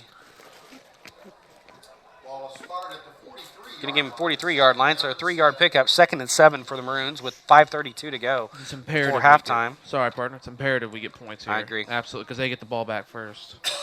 Trips again to the near side for the Maroons. One over there on the far. One back set pistol formation again. Dawson Padilla gets the snap. He's going to throw the go route to Braden Sweet. 40. Makes a miss. Makes one miss. 45, 50. Nice blocking by Garrett Byer as he ushers him out of bounds. Braden Sweet, that is. The Christian Heritage players ushers him out of bounds. So that is a 10-yard pickup and a first down for the Maroons. It's a great blocking on the corner on the edge by Byer and Rupp to get Sweet in space. And Sweet did the rest. Got a nice first down. The road grader was out there on pass defense or pass blocking. Now we got trips over there on the far side. One to the near, one back set. In the shotgun is Dawson Padilla. He gets a snap. He's going to hand it off to Colby Mendenhall on the left side. He's got the corner, and he tripped up, and we got a holding. Everybody in the stadium has thrown a flag. Yeah. I don't have. Where's your flag? I didn't bring mine tonight. I should have. If I throw my flag, it's going to hit the window. So, Lots of flags. I mean, everybody saw it. that had a flag threw it, and it's holding on Perry. It'll be a spot foul. It's going to mark it at the line of scrimmage. It's going to be 1st and 20 for the Maroons. Yeah, those calls in space are the easiest to see, partner. And that's probably why all the officials saw it and threw the flags. They gave him a lot bigger than 10 yards. I think we had somebody from Norman throw a flag. That was so obvious over there. One receiver to the far side, trips to the near again. Pistol formation, one back set. That's Mendenhall. Padilla gets snapped. It's going to be back to pass. Good blitz pickup by Mendenhall. Now he's under pressure, and he's running for his life. Fired out of bounds, and he does. Good play by Dawson Padilla. As that's what he needs to do. We need to see more maturity, and he has matured this year. He didn't try to force it, as he has in a couple games. He threw it out of bounds, lived to fight another day. Exactly. I think last week he threw one that he should have thrown, and I think he got a pick, or the week before, one of the two. So, yeah, it's good. Good learning on the job. 2nd and 20 for the Maroons. When you're this young, I mean, everything is on-the-job training, Yeah. when you've never played. So it's just stuff that he'll pick up, and the next 2 years should be real exciting. 2nd and 20 for Perry at their own 43-yard line. Trips to the near side, one to the far. One back set, pistol formation. Dawson Padilla gets snaps, going to throw the go route to Braden Sweet. Got blockers in front, 40, 45. He's going to be ushered out of bounds.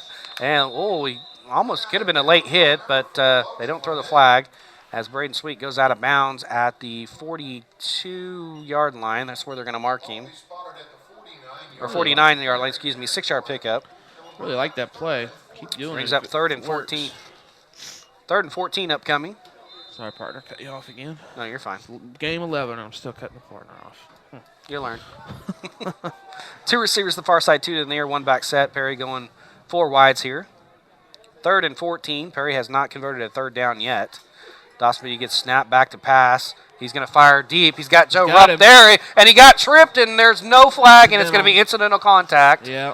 And Joe's looking for a flag, but that's incidental. Their feet got tangled, and unfortunately for Perry, there's no flag, and it's going to be 4th and 14 for the Maroons. Man, he would have caught that and had a nice gain, but just got tripped up. Oh, he had a step shame, on him. yeah. He did have a step on It's a him. good pass by Padilla, too. So Perry's going to be forced to punt, 4th and 14, or will they? Coach is really livid out on the field. He's 10 yards on the field right now, Coach Bennett. He might be getting unsportsmanlike here in a minute if he doesn't watch it. I can see his side, but I can also see there was incidental contact. I mean, yeah, it's just. We know Coach can get a little heated. So 4th and 14 for the Maroons at their own 49-yard line. Back to punt is Garrett Byer. Christian Herritage is very, very confused right now defensively. Now there's the snap back to Garrett. He puts a boot into it. It's a high. It goes straight up. And it takes a Christian Herritage bounce, and they're going to have the ball at their own 45-yard line. That is officially a 6-yard punt. That's twice tonight Garrett's gotten too far underneath the ball and kicked it kind of straight up in the air. Just given what we can't have, great field position for CHA. We need to back them up at least a little bit, but they get the ball at their own 45-yard line, 1st and 10, and they're up 28-0, 4:09 to go before halftime. Coach Bennett still harping over there to the official about that last call. He's quite livid, but one call is not the whole game so far. I mean, Perry's shot themselves in the foot a lot. Yeah, and CHA has just compounded that by playing a really good game. 2 receivers to the far side, 1 to the near, 1 back set, pistol again. Lindsey in the pistol formation. Gets a snap. He's going to fire the go route. And it's good hit. Oh, boy. Separating the player from the ball. That's Braden Sweet coming up from a safety position and says, hello, nice to meet you. And, boy, wow, what a play. And he has to come out for that one because he got lit up. That was Austin Ehlers, and he's feeling that one, especially in this cold weather. Yeah, great hit. Great step up by Sweet. He's been doing that all year.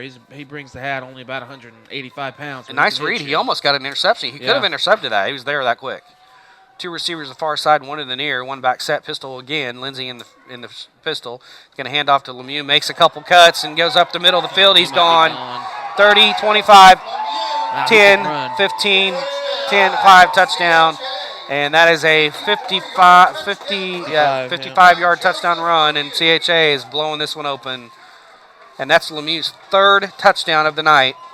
And that one was for 55 yards. And he's faster than I gave him credit for. Wow. He made a couple cuts, and then he cut it out to the left side, and then he was gone. Much faster than I thought he was. He's one's like Darren Sproles out there. He's got those little legs just churning real fast. Yeah, he's a heck of a back. So number 25 will come in again. It's Robinson. Snap back, ball down, kick is on the way. It's up, and it's good. And with 3:51 to go before halftime, CHA leads your Maroons 35-0.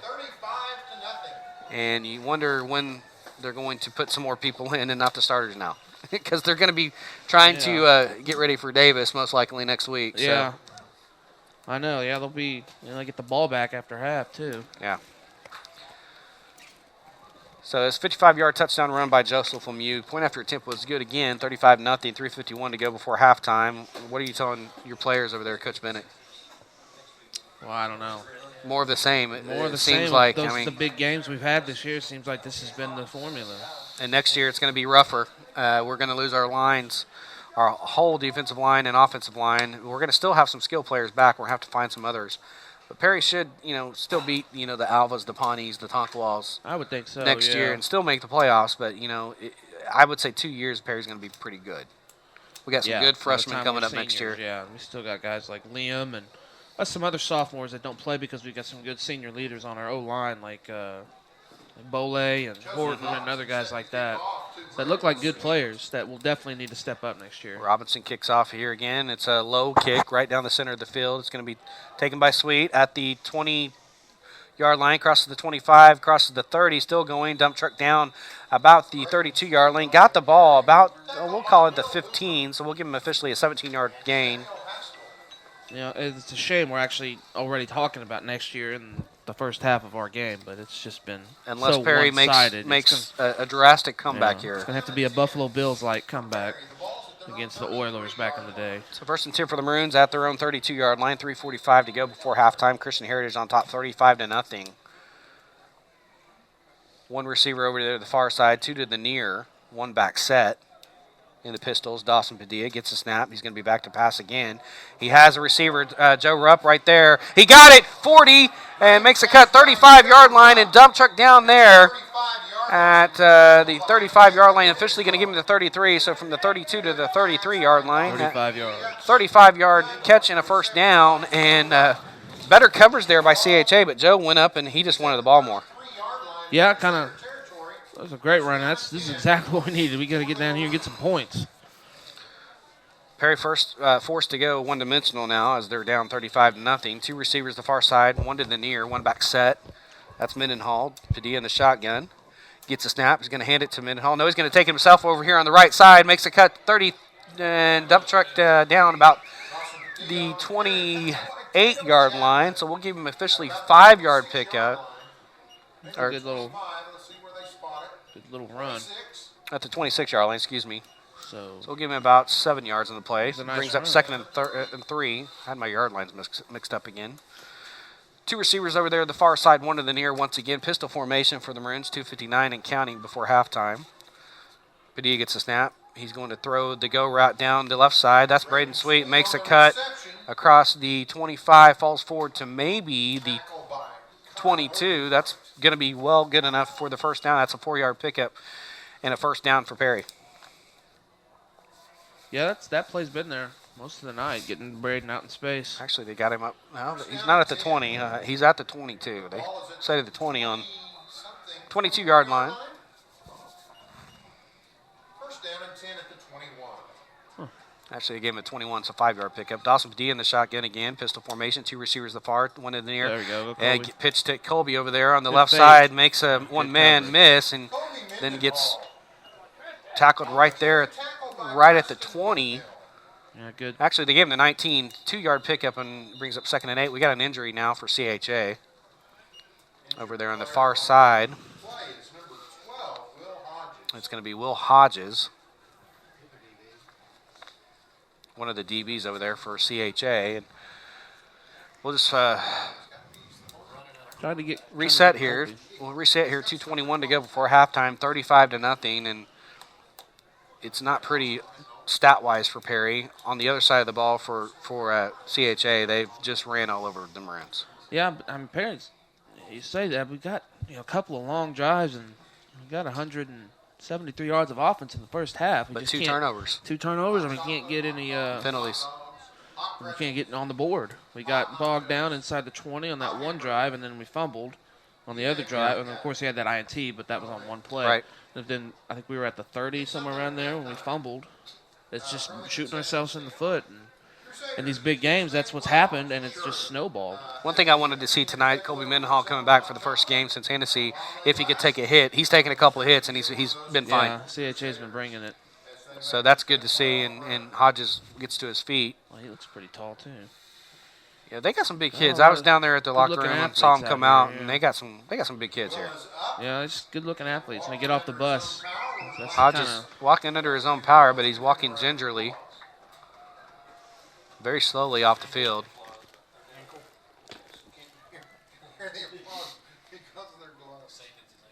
Yeah, it looks like an ankle the way he's walking. It's favoring. Looks like he might be favoring that left one.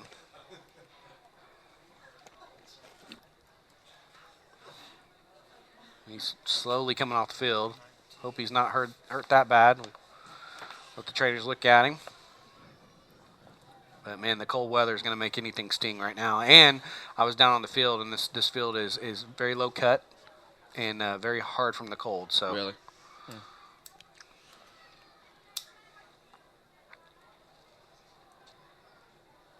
All right, it'll be second down and 8. So second down and 8 as we get started Play resumes. again. Two receivers to the near side, one to the far, one back set. Dawson Padilla in the shotgun, gets the snap. He's going to roll to his right, looking. He's going to fire. He's got a man in the end zone. And, boy, he was in the end zone. He finally gets back in the end zone, and it's a touchdown. 19 yards, touchdown to Joe Rupp. And Joe had to come out of the end zone to get the pass. I'm like, get back in there. Yeah. And Dawson Padilla throws across his body, finds one down the seam. Joe Rupp, and it's a touchdown. Perry's on the board, 35-6, with the two-point conversion coming up. From number 13, Dawson Padilla to Joe Rupp. Yeah, my vision's kind of obstructed here, partner, but when I was leaning over, I could tell you were right. Joe Rupp was in the end zone, and he kind of came back came a little back out, and and had then to rush back in. It was an odd-looking play. 2:12 to go, and finally Perry's on the board in the second quarter. Two-point conversion. Haven't seen this. This is interesting. The swinging gate. Wow. Gets a snap. He's going to give it to Braden Sweet, and the pass is low and incomplete. And the two-point conversion, no good, and it's going to stay 35-6. We'll keep it right here as Perry finally on the board, And Perry 6. 35-6, and they're only down 31. Or wait, 30. 29. Excuse me. My math. I'm not a math person. Never have been. But 29. There is still a chance. 35-6. There's always a chance. Oklahoma picked the game, if you're wondering, 35-12 tonight. So they are pretty close. But it's only the second quarter. It's only the That's what second quarter. stinks. So, but it is 35-6. CHA on top. Perry finally on the board with a 19-yard touchdown pass from Dawson Padilla to Joe Rupp. The point after attempt pass to Braden Sweet was no good, and that's where we are with 2:12 to go. And CHA is going to get the ball, and they're going to get the ball the first time in the third quarter as well. Yeah, So. and beggars can't be choosers, but I really would have liked us to run some more clock off a game clock there, and a time off the clock, and get us score as we're going into halftime, not giving them another chance. And here. that's one of my keys, too. I said, I wanted us to dominate the That's what I time of wanted. position. That's what I said, too. Yeah. But we've had two turnovers we were doing a good job doing that. We were. And then our turnovers. Yeah, we've got a couple 3-minute drives here, but turnovers hampered us. Garrett Byer to kick off. He's going to kick right down the center of the field. Going to be taken out to 25-30. Has a hole 35-40, 45-50, 45-40, 35-30. He might be gone. 25-20, 15-10, 5. We got a flag back here. It's coming back. It's going to be a legal block, I think.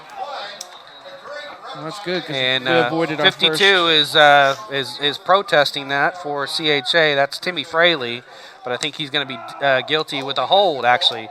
Holding on the kickoff, and thank goodness, because that was going to be a touchdown. Yep, would have been our first touchdown kick return given up this year. We haven't seen one this year. No, To- by us or by the Yeah. opponent. So we've had good coverage. So it'll be holding officially on CHA, and that's going to bring back the touchdown. And let's see where they mark it.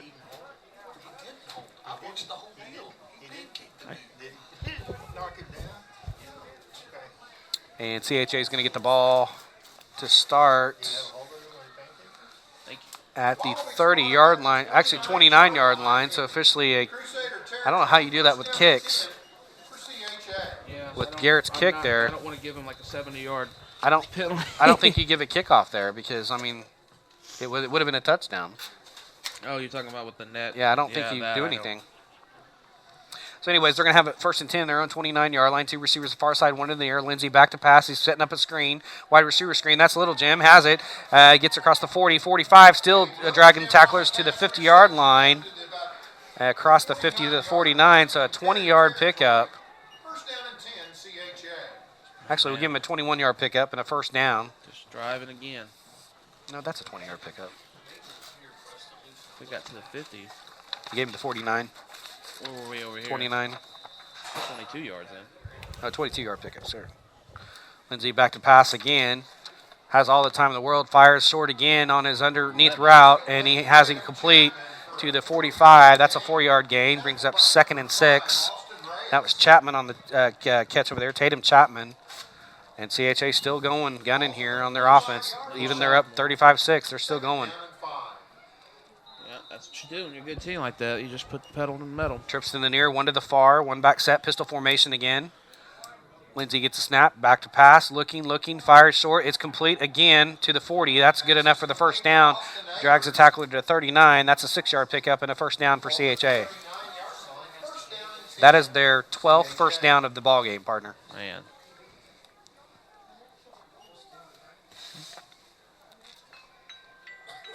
Trips again to the near side, 1 to the far. Pistol formation, 1 back set again. Lindsey in the shotgun.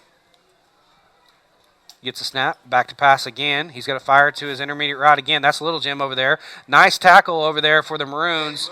That's Clausen, and then cleaning it up. I think it was Joe Rupp.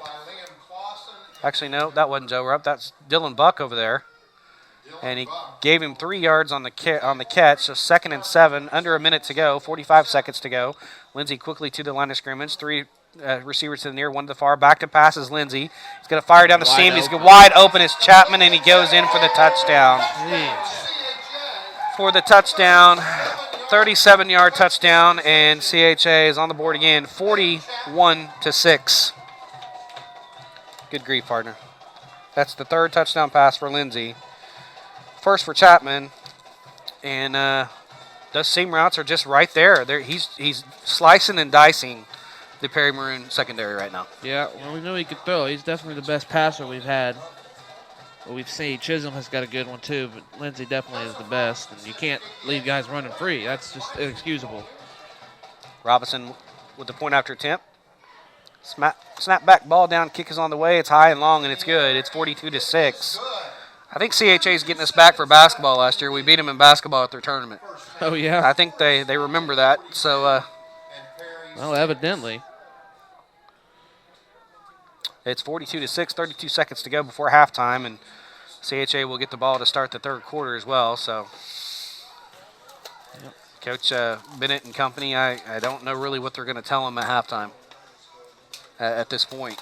No, there's really nothing. There's only been a couple positives. You know, you got a couple of good long drives, but then you bogged yourself down. Then we did get the touchdown drive. At this point, I mean, it's your seniors' last game. How do you talk to, possibly their last game? There's just a lot of. I'm glad I don't envy Coach basically at this point. Yeah. Christian Herritage is going to kick off again. Braden Sweet will be back to return the kick. Perry down 42-6, 32 seconds before halftime. And a blowout right now.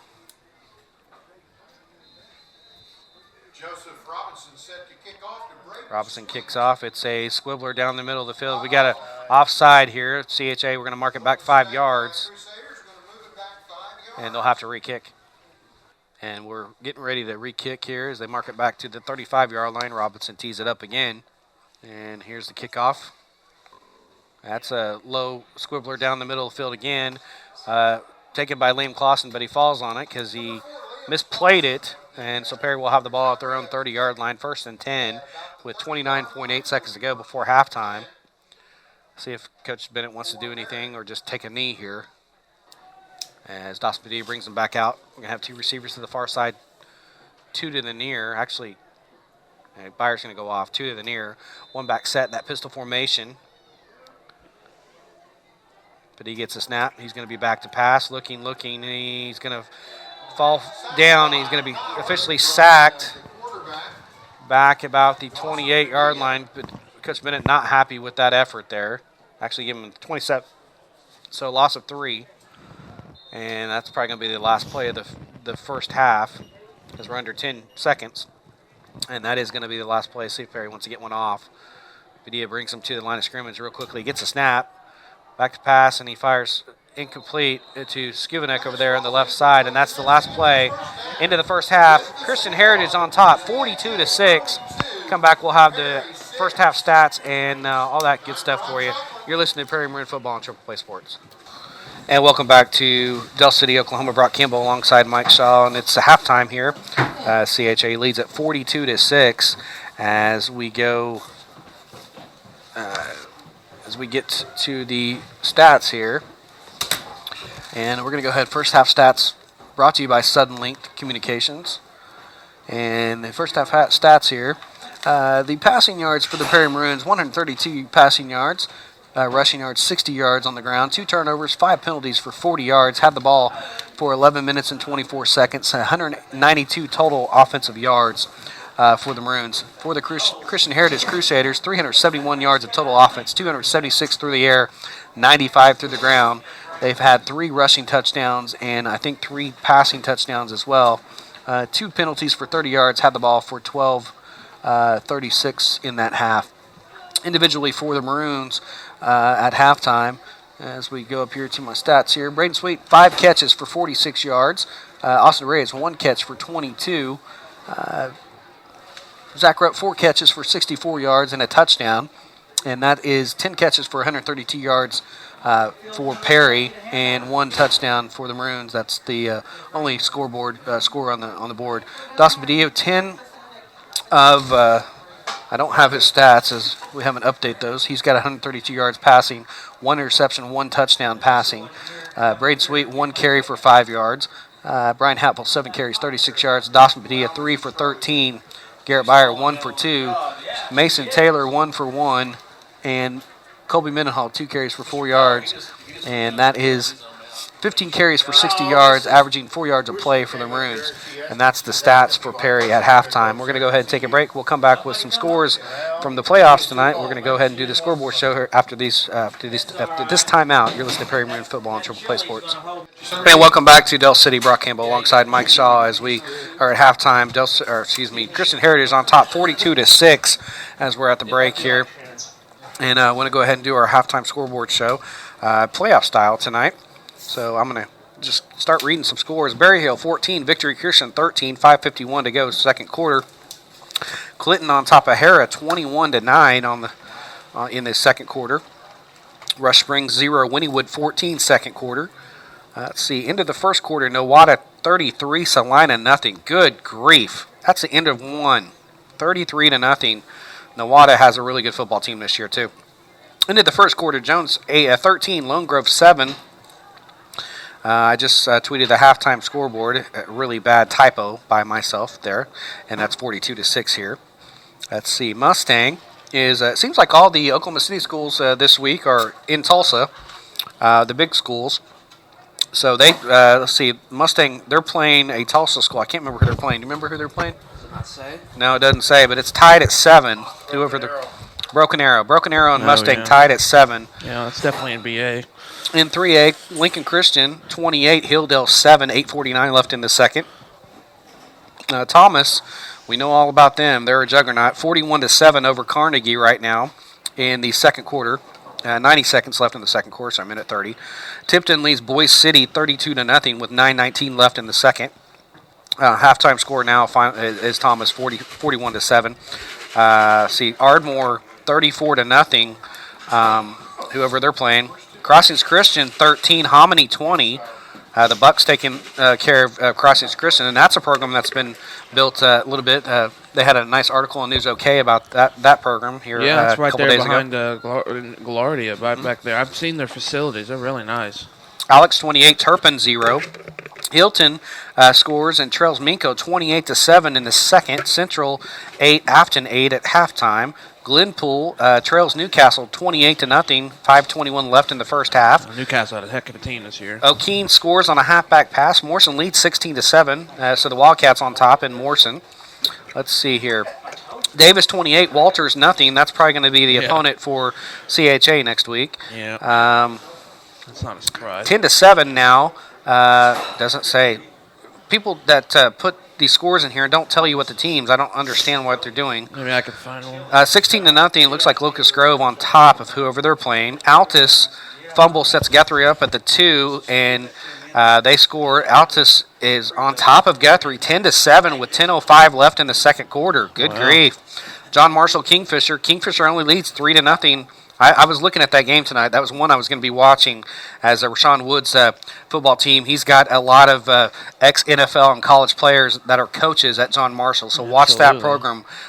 It's only 3-0 Kingfisher John Marshall in the second. used to be a powerhouse back in the day. Yeah, Perry played him when they went to 2A, and they were horrible. Yeah, that's then they fell back to 2A, and now they're back up to 3A. Quapaw 0, Tallahena 38. What a road trip for Quapaw. That's from one end of the state to the other tonight. Let's see, Adair 16, Commerce 0. Got Bixby's up. Did you get that one? No, go ahead. Bixby 42, Stillwater 14, Ouch. second quarter. Ouch. Anadarko, they just keep trucking, but it's only 14-6 to Tuttle. 11:03 left in the second quarter. Marlowe leads Little Axe. Little Axe had a good football team this year, 14-7. That's after one. Let's see if I can get some updated scores. Let me update here. See if we've got some more updates. It's like OC. It's 21-0 Little Axe on down to Marlowe right now. I don't know what's going on. Oklahoma Christian up 6-0 on Newkirk in the second quarter. Boy, really? Yeah, that's the score I've got. Wow, go Tigers. That's a surprise. Maybe interesting. Maybe OK Christian just going completely vanilla. Here's a score of interest in the district. Millwood 7, Chisholm 8, second quarter. That's a heck of a battle. Knew that was going to be a good one. I told you Davis 28, Walters 0. Berry Hill 14, Victory Christian 13, 5:31 to go second quarter. Clinton on top of Hera 21-9. And that's all my update. You got any bigger scores? Owasso 17-6 over Westmore in the second quarter. You already said Newcastle, Kingfisher, yeah. Blue Jacket 30-0 over Weber Falls. We got Davenport 38. That's the second quarter. Davenport 38-0 over Wetumpka in the second quarter. Score of interest for me when I was growing up, Choctaw was always pretty average. Heck of a wrestling program, but only down 21-14 to Booker T in the second quarter. So they got a nice football team this year. Lindsay over Colgate 22-6 in the second quarter. Ketchum over Quinton 13-0 in the first. I think you might have said that one. Latta over Roth in the first quarter 15-7. Wagner over Poto 14-13 in the second quarter. Let's see. Panama is beating Chandler 14-7. Panama In the second quarter. Thank you for that, Brock. That's a heck of a drive for Panama. That's way down there. Mustangs 7-6, Broken Arrow. Mustangs up 7-6. Or did you say 7-7? Maybe they just hadn't kicked the extra point yet. Okay. Millwood, Chisholm, yeah. Sealing over Maysville 8-6 in the first quarter.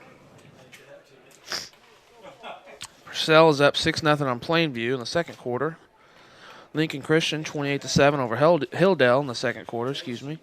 Waletka, I believe, is where Helen Hunt's aunt was living in the movie Twister, up 14-0 on Oaks Mission. Waweka, okay. I knew it was a W. Waweka. It's one of those small towns with the W in Oklahoma. Sand Springs 6-0 over Midwest City in the second quarter. Adair over the Commerce. We never figured out what their name was. I always want to call them the Comets, but Mickey Mantle was the Commerce Comet, so I always confuse myself there. Roland up over Sequoia Tahlequah, 18-7 in the second quarter.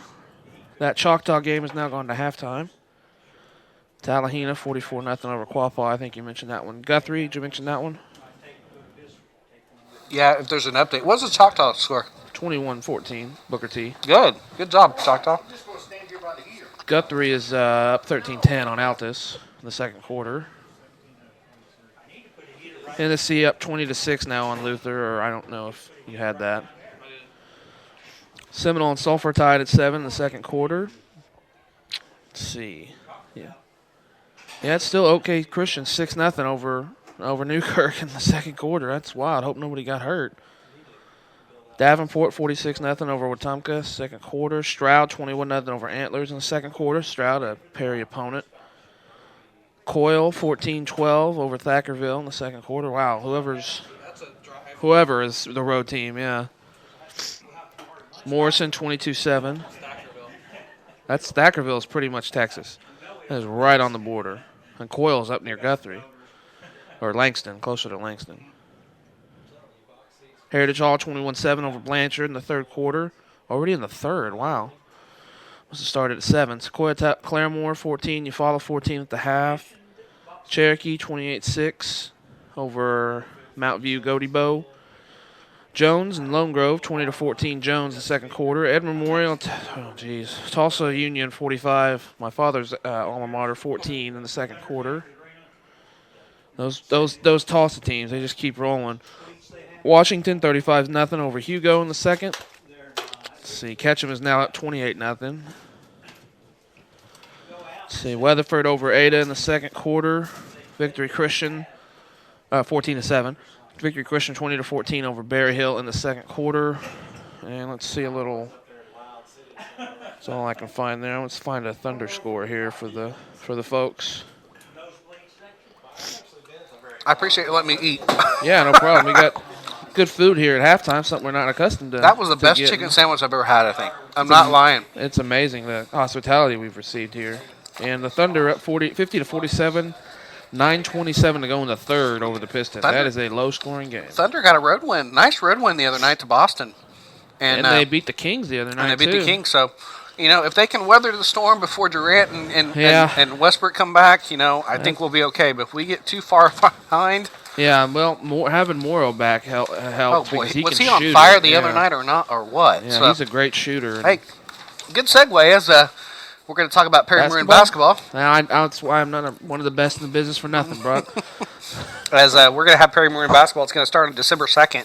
It'll be a home contest against the Pawhuska Huskies, and we're going to be having all the home contests on TV, Channel 59, Penn Network, and on YouTube live on the City of Perry YouTube channel. And you will be able to catch that. We're also going to be having wrestling start up, and boy, we're not known for wrestling, are we? No, I don't think so. Only 40 state titles, lead the nation? I mean, just a couple. Okay. Hey, just I was just wondering, what's wrestling? It's something in the water up there in that part of the state. It's got to be. Oklahoma State's got 34 national titles. Perry, only about 11, 12 miles away. Yeah. A little more than that, got 40 state titles. So. And 121 individual state champions. I mean, there you go. But who's counting? Anyways, Rock is. Perry's going to be ranked number 1, of course, in Class 2A again preseason, and they got a 2A. I thought they were 3. Well, it's 3A. Yeah, so that's the lowest classification, 3A. And they'll be starting wrestling, and we're going to be covering the Perry TUFC, and that's going to be an all-day event partner. That's going to be fun to do as we've got wrestlers all around us, and we're going to be broadcasting. So that will be taking place on December 13th, a little later this year. And if you want to look at our wrestling and our basketball combined broadcast, go to CampbellCommunicationsOK.com, click on basketball or wrestling, and the link is there. You can print off the schedule. It is approved. This is in writing, so this is what we're doing this year. So the first basketball game, December 2nd, basketball with Pawhuska, will be on the air at 6 o'clock. Game will start at 6:30. So. Can I see that, partner? I was trying to read it. Every time I got close, you closed it. And so we've got basketball coming up and wrestling as well. So speaking of basketball, Oklahoma State started tonight. I wonder what that score They do. is. We need to get a score. I've got the app. But anyways, we're going to go ahead and step away for our last time out of the halftime. It's halftime here. CHA Crusaders on top of your Perry Maroons 42-6. You're listening to Perry Maroon Football on Triple Play Sports. Go. Oh, yeah.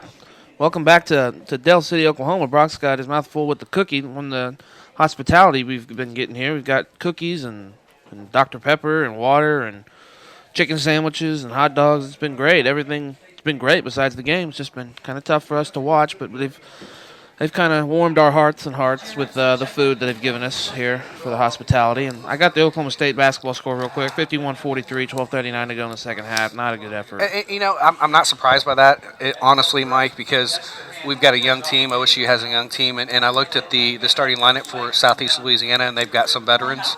I know it's Southeast Louisiana. It's a directional but school. you're still gelling. It's all new players with the exception of maybe a Nash, couple. Forte, Hammonds. Yeah, I mean, what's the stats so far? I mean, Nash is doing well, which was not surprising. 18-5. Hammonds has 14 points. That's big. Leighton, wow. Yeah. That new guy, Hickey, has no points, but he has 6 assists, and I imagine a few steals. He was good in that department last year. Forte has got 8. he's struggling right now. Yeah. Early. Anthony Allen, that big JUCO 7'1" guy, he's got 9 rebounds and 4 points, so that's good. Yeah. We needed somebody in the middle because Cobbins is out for the first 3 games because in NCAA, I think they make up stuff as they go along. Their first year, he played his first redshirt year. He played 2 games, so he's got to sit out for every game he played. He has to sit out 2, so he's out 4 games. Yeah. For the first part of the year. Can you update those stats for the incompletions? Yeah. Please? And then that. But yeah, Cowboy basketball is going to struggle a little bit tonight. That's yours. Oh, it is? Yeah. Cowboy basketball is going to struggle a little bit out of the gate. And believe it or not, they got us in the tournament. I can't believe Lenardi's already got us in the tournament. But it'd be nice. I'd be happy just to make the tournament this year. Yeah, I think this year, we would be happy. But anyways, if anybody knows anything about the OCS Newkirk game, please text me what's going on. It's only 6-0 OCS. Right. And I just kind of want to know what's going on, why the score is so low. OCS has got so many skilled players. And in fact, I'm going to text Jordan Woodruff because he's on the call tonight. He's our station manager. I'm going to text him and see what's going on at that ball game. Yeah, because this is a team that held this, scored 27 on Christian here, Heritage here, and held them to 17, and only 6-0. I guess the nothing is not surprising, but that's crazy. Yeah. So let's talk about tomorrow's games in the state. Actually, Tulsa is playing Central Florida right now. Let me see if I can get a score. Let me get CBS up here, CBS app. They are playing at Central Florida in Orlando tonight. I'm lucky them. Nice for all weather. intents and purposes, I think they just went to Disneyland or Disney World and probably forgot the game because they're just so bad. Got a win last week, but let's see here. I'm bringing it up as we got connection. It's 17-7 in the second quarter. Central Florida leads the Golden Hurricane. 1:27 to go before halftime, so not as bad as I thought. Yeah, Central Florida's got some of those players left over from last year's team, but they lost Bortles. He's playing in the NFL, obviously. You saw a no defensive battle last night. Cincinnati beat ECU 54-46, which kind of surprised me because ECU is a really good team, but Cincinnati beat them. It was in Cincinnati though, so they got that. Yeah, they played at Paul Brown Stadium where the Bengals play. And Cincinnati's got that Gunnar Kiel, who's the number 1 quarterback recruit, and plays quarterback now. He went to Notre Dame, committed to Indiana, went to Notre Dame, didn't like it, didn't get to play. Golston took over, obviously a good quarterback. Yeah. Then he transferred to Cincinnati. I think he was committed to LSU at one point for Les Miles, and then he decommitted. So Cincinnati's got a nice quarterback there. Well, let's talk about tomorrow. The Sooners go to Texas Tech. I think it's another 11 o'clock game again. I know, every time. And they're without Trevor Knight. Cody Thomas is going to have to step in, but Texas Tech is very bad. But it is in Lubbock. Weird things happen in Lubbock. Yeah. I think there's people that put spells on people when you go to Lubbock. So I took OU, but I don't think it's going to be by much. Yeah, I was reading an article that Cody Thomas, the high school coach, was very complimentary of him, of course, but he said he's real cool under pressure. I've seen the kid play. He looks pretty good. I think his future's in baseball, honestly, but I don't know. It'll be a tough game. But they should be able to run all over Tech because Tech's defensive line is atrocious, and OU's offensive line is huge, and Perrine and Ross and Ford are good running backs. They just won't have that dimension with Knight because I don't think Thomas is a double threat. I don't think he's a running threat. So speaking of running, OSU's going to have to stop the Texas running attack tomorrow night if they have a chance. Yeah, which is, they've got a good D line. That's something they can do. Now, can they run the ball on Texas's D and move the ball on Texas's D? I don't think so. Texas has got a pretty good D this year. Dax is going to have a very good game, and it's going to be so cold tomorrow. It's going to be cold, and maybe there might be a little winter mix, but I think that's not going to come. The kickoff is supposed to be 30 degrees, I think, at 6:30, and it's just supposed to plummet from there. And yours truly, I'm going to be dumb. I'm going to be at the game, but loyal and true. I am loyal and true. I am orange to the bone, so I will be there, hoping we get bowl eligible because that's the last game that we're actually going to probably win if we do. Oh, no. What do you mean? We're not going to be Baylor. We'll go down there and stomp please. A mud hole in Baylor. What's up with putting Baylor at 6:30 on Fox? I mean, I know. why do we have to go to Woodshed on national TV? Yeah. It's just. Well, luckily, maybe the OU game will be at 11. Every game for them so far has been, it seems like. They've played 5 times at 11, I think, this year. They have made somebody mad at the NCAA. I know. But, Castiglione stood up for that because he said, and the Big 12 commissioners said that that's a great time slot because there's nobody hardly ever playing. But it's a great time slot for them. It's not a great time slot for us or the players. They don't like it. So I think 1 o'clock, Mike Gundy always said he liked, because back when he played, they didn't have all this television every freaking game, 1 o'clock was probably a really solid kickoff. But, television and money rules the day. So let's get back to the game as we're getting ready to start the second half. Keys to the second half, what did Coach Bennett say to the team in the locker room? To be honest, the middle, for one, if he's even doing a speech, the penalties and the turnovers, the mental errors. Quit shooting yourselves in the foot. We've got almost 200 yards of offense. Okay, here we go. I got an update from the OCS game. This is going to tell us there is a player. He went out with a concussion. The quarterback? Thomas Qualls out with a concussion at quarterback. So offense hurting, but second half should open up. Oklahoma Christian is starting to heat up. So Thomas Qualls, the Oklahoma Christian quarterback, has gone out of the game with a concussion. That's why it's 6-0. Well, that's interesting for round 2. Yeah, so because usually they want you to out a game. Yeah. And he's a young kid. You don't want to jeopardize. So we will definitely be praying for that young man as Thomas Qualls, the Oklahoma Christian quarterback. That's why the game is 6-0. He has gone out of the game with a concussion, so they are with their backup quarterback at Oklahoma Christian right now. But they said that they're heating up at this point. Oklahoma Christian is starting to open it up a little bit with their backup. Yeah. So we will definitely be praying for Thomas Qualls as he's got a pretty good concussion, it sounds like. So Newkirk just doesn't have the firepower to hang with them. So anyways, we're back to action as we're getting ready to start the third quarter. 42-6, CHA will get the ball to start with the third quarter of action. And it'll be interesting to see if CHA brings their starters out or not. I would assume they would probably play at least the possession, a lot of their young kids in preparation for next week. And as cold as it is,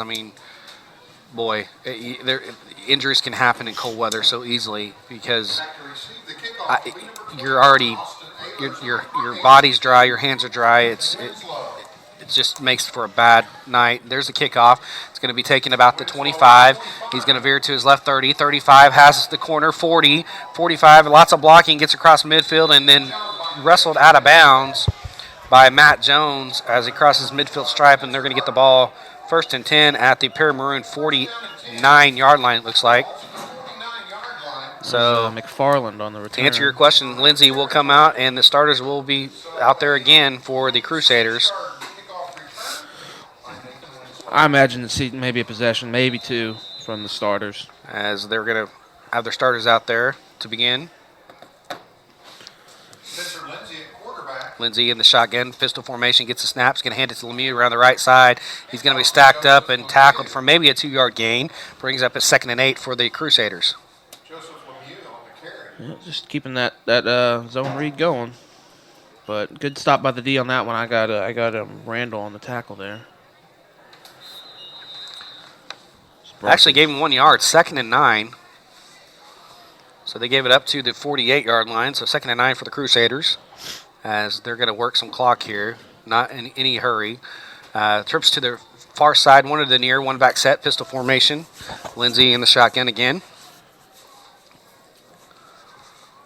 Gets a snap. He's going to hand it to Lemieux around the left side. Cuts it back to the middle of the field. Makes one miss. Makes another miss.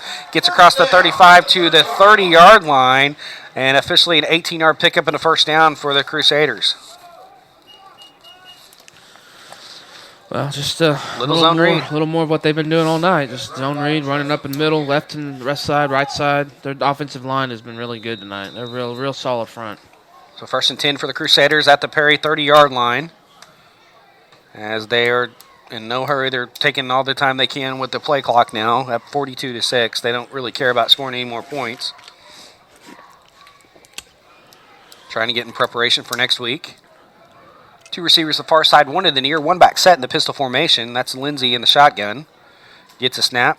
He's going to hand it off to his running back around the right side. Has a corner, a little hole, makes a couple miss, and breaks through tackles to the 16-yard line. Gosh, that was a 15-yard pickup and a first down. And on the carry was number 15, Will Hoover. And Perry's just not tackling very well at all. It just seems like they just really are just lacking in interest right now. Yeah, well, down 42-6. Last game of the year. There's a lot of feeling, a lot of emotions going in through their heads right now, I'm sure. 1st and 10 for CHA at the Perry Maroon 16-yard line. 1 receiver at the far, 2 to the near for the Crusaders. 1 back set in the shotgun is Lindsey again. Gets a snap. He's going to hand it to Hoover around the left side. Cuts it back in the middle. Tackle. Gets across maybe to the 10. They gave him to the 11, 5 yards on the play, so 2nd and 5. Byer's still bringing the heat. He's not giving up just yet. It was a nice hit by Garrett. Balls at the 11-yard line. Gave him a 5-yard pickup to the 11, so 2nd and 5 for CHA. Still plenty of hot coffee and hot chocolate, they tell me, at the concession stand. If you're wanting something warm to drink. And CHA really milking this clock right now, which is good. I like to see this. It's good by the coach to do that. Good play. Just run the clock down and run your offense. Chisholm up 16-7 now on Millwood. Hennessy 20-6 on Luther. Hoover on the carry up the middle. Gets across the 5-yard line to the 4, so officially a 7-yard pickup and a 1st and goal for the Crusaders. Yeah, and this team is really solid. I'm really impressed with this Christian Heritage team. They have been coming along. I watched them against that OCS team late in the year, and they are really starting to come along. I didn't, to be honest, partner, I didn't know if this is no offense to Heritage. I didn't even know there was a Christian Heritage. I hadn't heard of them. That shows my knowledge. But I'm really impressed. The facilities and everything, the team, the brass, everybody at the top. This is just Lindsey takes a snap, gives it to Hoover around the right side, and he's stacked up for no gain, it looks like. Brings up 2nd and goal for the Crusaders. Good push in there for the Perry Maroon defense on that left side. Very far on that one. Picked up about a yard, maybe. It's at a yard, but officially it's a no gain. 2nd and 4 from the 4. 8:05 to go, third quarter, and CHA taking lots of time. 1 receiver to the far side, 2 to the near. I look for a quarterback. 1 power back right set. here. Hoover behind Lindsey, gets the snaps, going to hand it to Lindsey up the middle. And nice, good job defending Stand Perry. there. Good stand right there. Is 3 defenders in there for Perry. That's Spencer Hartwig in there. Looks like Brian Hatfield in there. And also, there's another one in there. It was Andrew Randall. They were all in there on the tackle. So 3rd and goal, no gain on the play. 3rd and goal for the Crusaders at the 4. Yeah, nice stand there by the good push by Hartwig and company. I think maybe CHA might have some of the backup linemen in. I'm not for sure though. So 3rd and goal No, I don't at think the so. 3, actually. They gave him a yard on that last play, I guess. 3rd and goal at the 3. Lindsey in the shotgun. Gets a snap. Ball. Going to hand it to Hoover around the left side. And coming up from his linebacker spot, Brian Hatfield had him. And Hoover got out from the grasp and got to maybe the 2. Maybe the 1. I think it's 4th and goal at the 1. Probably just gonna go up the middle with Spencer on this one, but they got a good kicker, so they can kick it if they want. CHA 3 of 5 on 3rd down tonight. 4th and goal at the 1-yard line. And they're all looking at the sideline. They've had the ball to start the third quarter, and we're 6:30 to go in the third. And Here they go, 4th and goal. And Lindsey in the shotgun again, gets the snaps, going to hand it to Hoover. He's going to be stopped in the backfield and dropped for a loss of 1, no gain. A loss of 1. Perry will get the ball at the 2-yard line. So I don't know whether we wanted it at the 2 or let him go ahead and score. Yeah, I know. But Perry's going to get it at the 2-yard line, so 1st and 10 for the Maroons. But good job in there. I think that was Braden Sweet in there. It was either him or Hatfield. It was either Hatfield that plugged the hole nicely. That was Hatfield, Brian Hatfield. Thank you.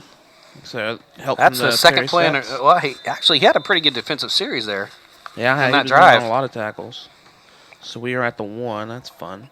So 1st and 10 from the 1-yard line. I don't know what Perry's got here, but yeah, you don't really have a 99-yard in the shotgun. We got 4 receivers, 2 to the near, 2 to the far, 1 back set. He's going to hand it off to Colby Mendenhall up the middle of the field. Makes a couple miss. Nice, good gain to the 5. And maybe giving 4 yards, brings up 2nd and 6. And he just broke some tackles. Nice power run. Just give Colby some more momentum for does he play basketball or wrestling or anything? He's track. He's just track. He's track. Well, I knew he was track, partner. He's a thoroughbred. Yeah, I know. We had that argument. Remember that? Yes. That was fun. 2 receivers the far side, 2 to the near, 1 back set. I ended up being wrong about. But he gets a shotgun snap, and he's going to fire down the left side of the line of scrimmage. And Austin Reyes drops another one, partner. That cold is really bothering him tonight. Oklahoma City is down 67-66 at the end of the 3rd quarter to the Pistons. Detroit. So there's a Thunder update for you. 5:46 to go, 3rd quarter. It's 42-6 here. Almost want to get a first down. You don't want Garrett punting from his end zone. No, sir. 4 receivers, 2 to the near, 2 to the far. Now 1 comes in motion. That's Joe Rupp. He gets the pitch on the left side, and there's a face mask. Yeah, the way he was twirling. They're going to give him officially 2 yards on the carry, but the face mask is going to give a first down for Perry. Another, I guess you'd call that a jet sweep. Did that with Braden earlier. Now Perry 2 of 6 on 3rd down conversions. No indication yet, but surely this is a face mask. Personal foul, face mask, and that gets Perry out of the shadow of their own end zone. One of the first things that CHA's done wrong tonight. Yeah. Everything else is just kind of real methodical for them. On their way, yeah. I mean, and it's credit to them. So Perry has it 1st and 10 at the CHA at their own 21-yard line. Padilla in the shotgun. 2 receivers the far side, 2 in the air. Gets snaps, going to roll to his left. Fires across his body. Intercepted Logan Lanou at the 35, 20.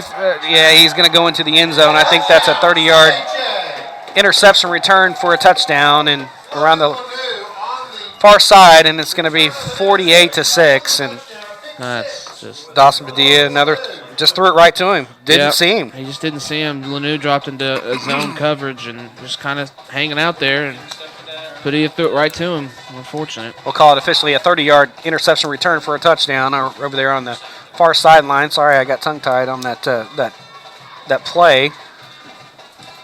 But I guess that's how it goes tonight. Yeah, when it rains, it pours. Snap back, ball down, kick is on the way. Got a new kicker, and it goes over. And much to the chagrin of the people up here in the press box, and we'll tell you who kicked that here in a minute. We're going to take a time out. You're listening to Perry Maroon Football on Triple Play Sports. And welcome back to Del City, Oklahoma. Brock Campbell alongside Mike Shaw. The kicker that just kicked that ball was 42, Andy Heights, and it makes it 49-6. And let's see if he's going to be able to kick. Nope, still going to be Robinson kicking off. So it's 49-6 CHA on top. 5:29 go, 3rd quarter. Dawson Padilla has thrown 2 interceptions and fumbled once, so just had another night, but he's still young. There's a kick down the left side that's taken by Braden Sweet. It's going to make 1 miss and get up to about the 34-yard line. We'll give him officially maybe a 4-yard pickup on the kickoff return. And he's been busy in the kickoff return tonight, partner. Yeah, he has. Oh, geez, my mic was down up by my head, or by my forehead. Yeah, Braden's had a lot of work tonight. Unfortunately, that means that they've scored a lot and kicked a lot. So 1st and 10 for the Maroons at their own 34-yard line. They're down 49-6. Let's see what Dawson can come out and do after that interception return. And it's just something he's going to have to get better at next year. He knows it. He'll tell you. He's be the first one to tell you. Hatfield in there at running back, 2 receivers in the air, 1 to the far. He's going to get the snap, pass short to Joe Rupp on the wide receiver screen, gets across the 40 to about the 42-yard line. That's a pickup of 8 yards, brings up a 2nd and 2. Yeah, our receivers have really done a good block by Scovey there. Actually, blocked really well on the edge. Actually, they gave him to the 41, so it'd be 2nd and 3 upcoming. 2nd and 3. Padilla in the shotgun formation, pistol formation, gets a snap, back to pass. He throws it to Braden Sweet around the left side. Has the corner 45, gets across midfield and dump truck down about the 49 and gets to, that's about a 9-yard pickup and a first down for the Maroons. Actually, no, that's a 10-yard pickup. That's their 10th first down of the ball game. Yeah, see, there's been spots. There has. Spots. We've got over 220 yards. We've got 10 first downs. We just turned it over and had too many penalties. CHA's ranked for a reason. Yes, and we're seeing it. 4 receivers, 2 to the near, 2 to the far. 1 back set, pistol formation, give to Hatfield right up the middle. And he tried to go out to the right side, but he's going to be tackled for about a 3-yard gain to the 46-yard line. So it brings up 2nd and 7. Ergenbright on the tackle for the Crusaders. And Fraley in to clean it up as well. 4:16 to go, third quarter. It's 49-6. Christian Heritage on top. Padilla brings them out. 2 receivers on the near side, 2 to the far. 1 back set, pistol formation again. Hatfield, now he's going to fake to Hatfield. Throw to Joe Rupp around the right side. Made one miss. 40, 30. Oh, he fumbled the ball. I think Perry got right back on top of it as Joe Rupp's going to get officially a 7-yard gain to the 40, but I think Perry falls on it, and thank God. Perry's going to retain, and Johnny on the spot. Who was that? That was Randall. That's Andrew Randall. But that's going to be a first down for Perry by way of fumble, but Joe Rupp will get a credit for 7 yards on the catch. And he fumbled it forward to the 33. And it'll be 1st and 10 for 30 for Perry as they continue the drive.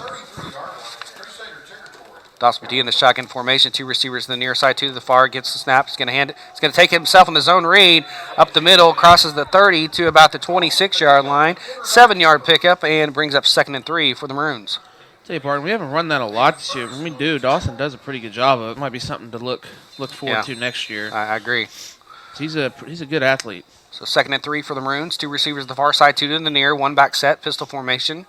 Padilla gets a snap. He's going to hand it off to Brian Hatfield. He's going to cut it back the middle field. Has the first down. Gets across the 25 to the 23. Actually, he's very close to it, I think. He needed to get to the 23. He's got the first down. Actually, they gave him the 23 exactly. First down for Perry. How many yards was that? 3 yards. Thank you. First and 10 for the Maroons. It's like Schwantz in the game there at right guard, partner. 2 receivers to the far side, 2 to the near, 1 back set. They've gone away from Mendenhall, so Hatfield's in the backfield.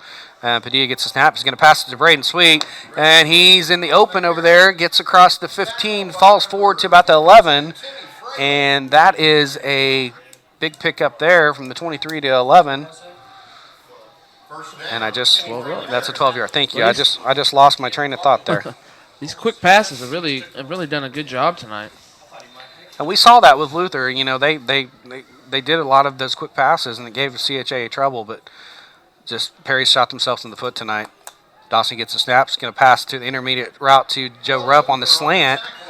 Gets to the 5-yard line. That's a 6-yard pickup, and brings up a 2nd and 4 from the 5.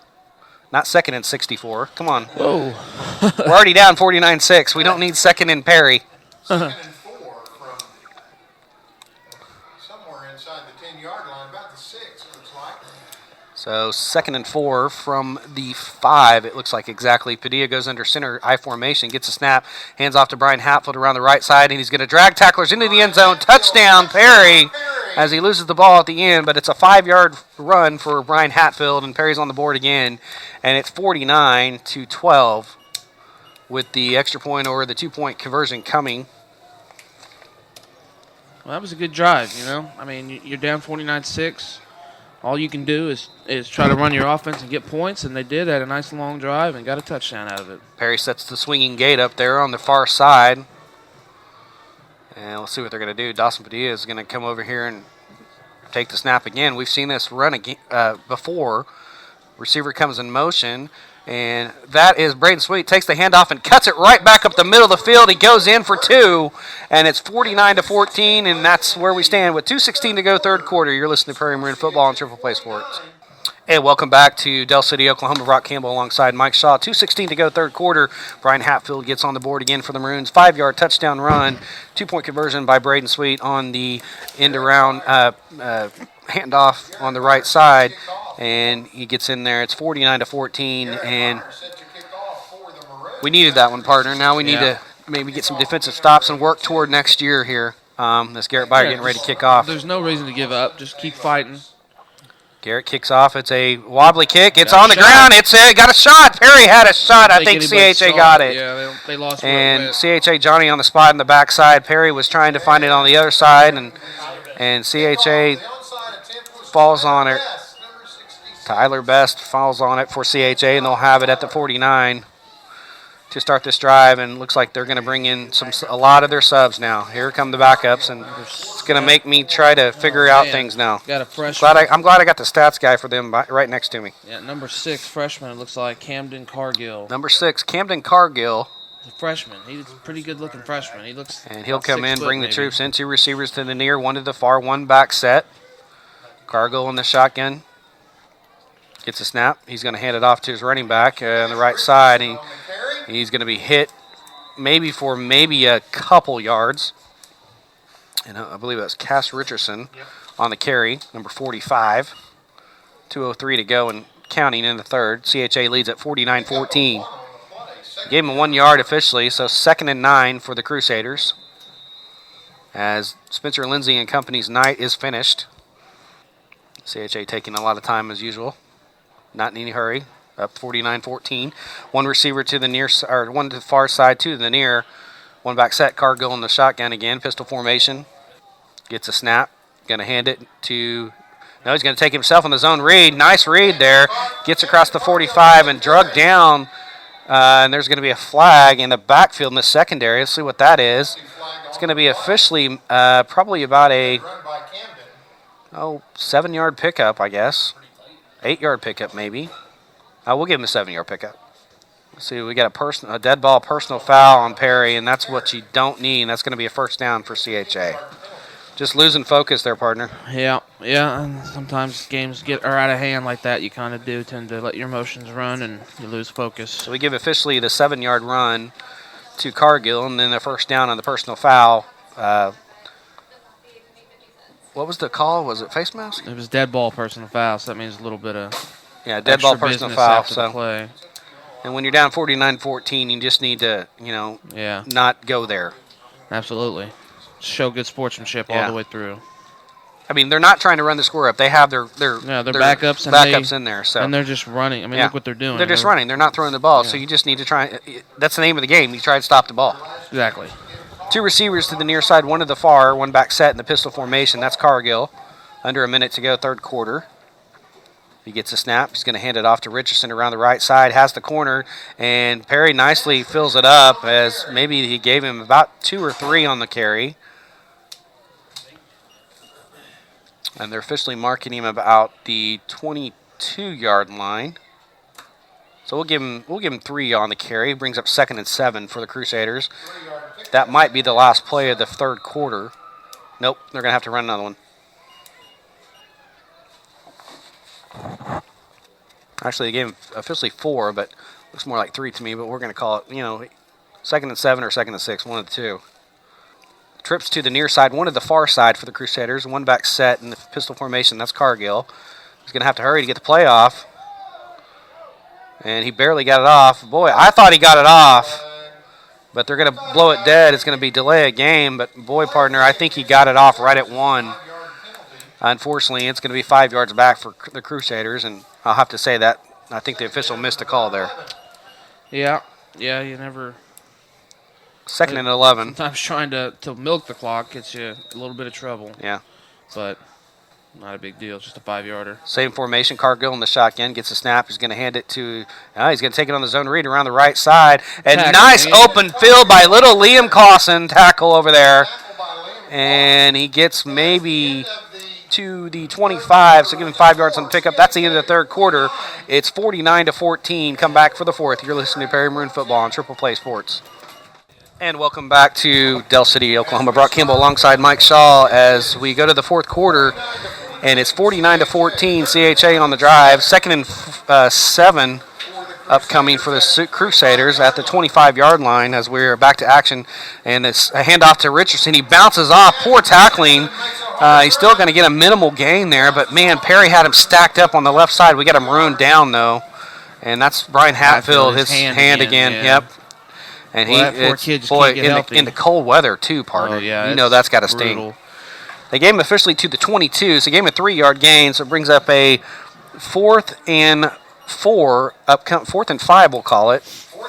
Yeah, it's like when you on the barrel of the baseball bat, aluminum bat, it gets too far in, it just stings. Mm-hmm. But he's going to stay in there because he's tough.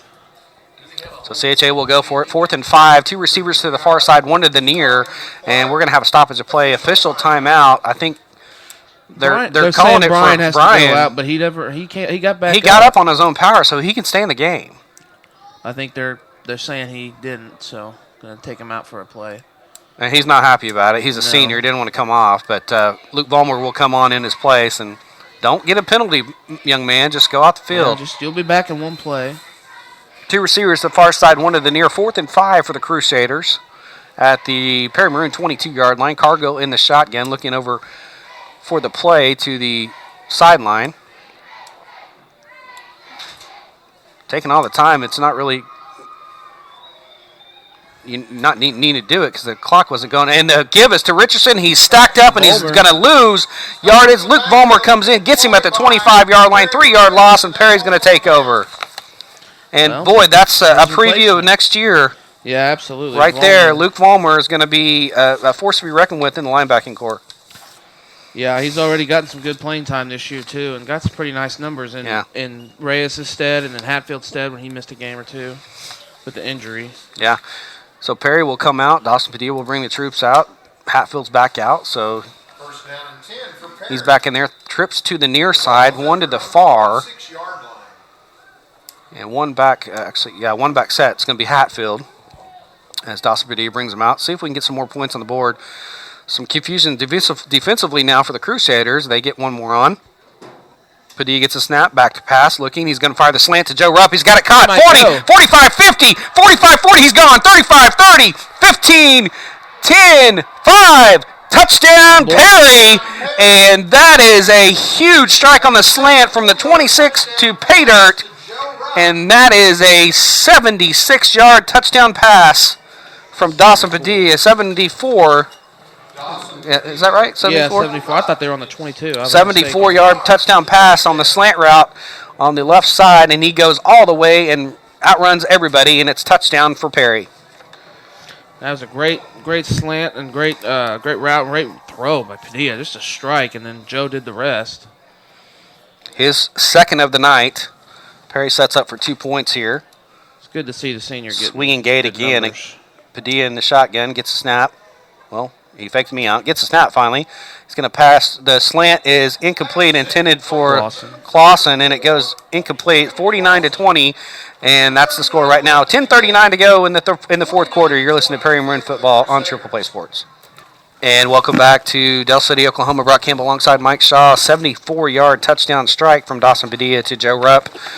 Makes it 49-20 as my partner over there having a little drink. Hear you on finishing sound effects. And then the 2-point conversion pass to Liam Clausen was there, but he dropped it, and it's 49-20. Christian Herritage on top as Garrett Byer getting ready to kick off from his 40, and they are anticipating a onside kick, so their starters are back out right now. There's the play in motion. There's the kick, and it is an onside kick, and it takes a bad bounce. Perry's got a chance, and they fell on it. Perry's got the ball. Perry first down and 10 from the Crusader 41-yard line, actually 42-yard line, and Perry's knocking on the door again to put some more points on the board. Make this. And the referees are talking about it. Perry did not touch it. Not until it went 10 yards. It went 10 yards. It should be Perry's ball. It did go 10 yards. Yeah, it looked to be well past the 50, which is where they needed to be to touch it. I don't know what's needing to be said here, but that is Perry's ball. Yes. They got it. Yeah, they got together. They got their story straight, and it's going to be Perry's ball at the 42-yard line. 1st and 10 for the Maroons. And they are 3 receivers, trips to the near side, 1 to the far. 1 back set, that's Hatfield. Padilla in the shotgun again. 10:39 to go, 4th quarter. Perry making a little bit of noise here. Gets a snap. He's going to pass it down the left side of the line of scrimmage to Braden Sweet. Has the corner. 30, 25, 20, 15, 10, 5. Touchdown, Perry. Wow. A 42-yard strike and a touchdown from Dawson Padilla to Braden Sweet. And, boy, this one got a little bit interesting now, partner. Absolutely. And Sweet just took the catch and was gone. Man, he just exploded out there in the corner. You just have to say about the receivers, too, partner. The blocking is great over here on the left side. To pave the way for Braden Sweet, and Perry is drawing back within 23 points here now, and a little bit more respectable, but no quit in this team. No quit, absolutely. You got a lot of seniors, that play, so they don't want to quit. They don't want to go home just yet. Padilla gets a shotgun snap. He's going to do the option over there to Braden Sweet, and he's not even going to get close to getting in. It's no good, 49-26. And we're going to go ahead and take a timeout. 10:28 to go, 49-26 CHA on top. You're listening to Perry Maroon Football on Triple Play Sports.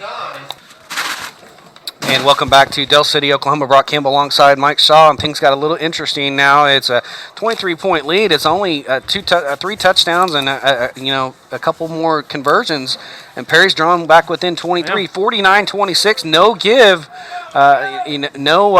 fight. No quit. No quit. Thank you. As Garrett Byer is going to line up to kick off again, and they're expecting another onside, and why not? You got a hard football field on a cold night. You never know what's going to happen, and Perry got the onside kick, and 1 play later, 42 yards later, it's a touchdown, and all of a sudden that's 2 plays and 2 touchdowns. Perry's a little confused now in their lineup here, and they're getting situated here. Garrett Byer getting ready to kick.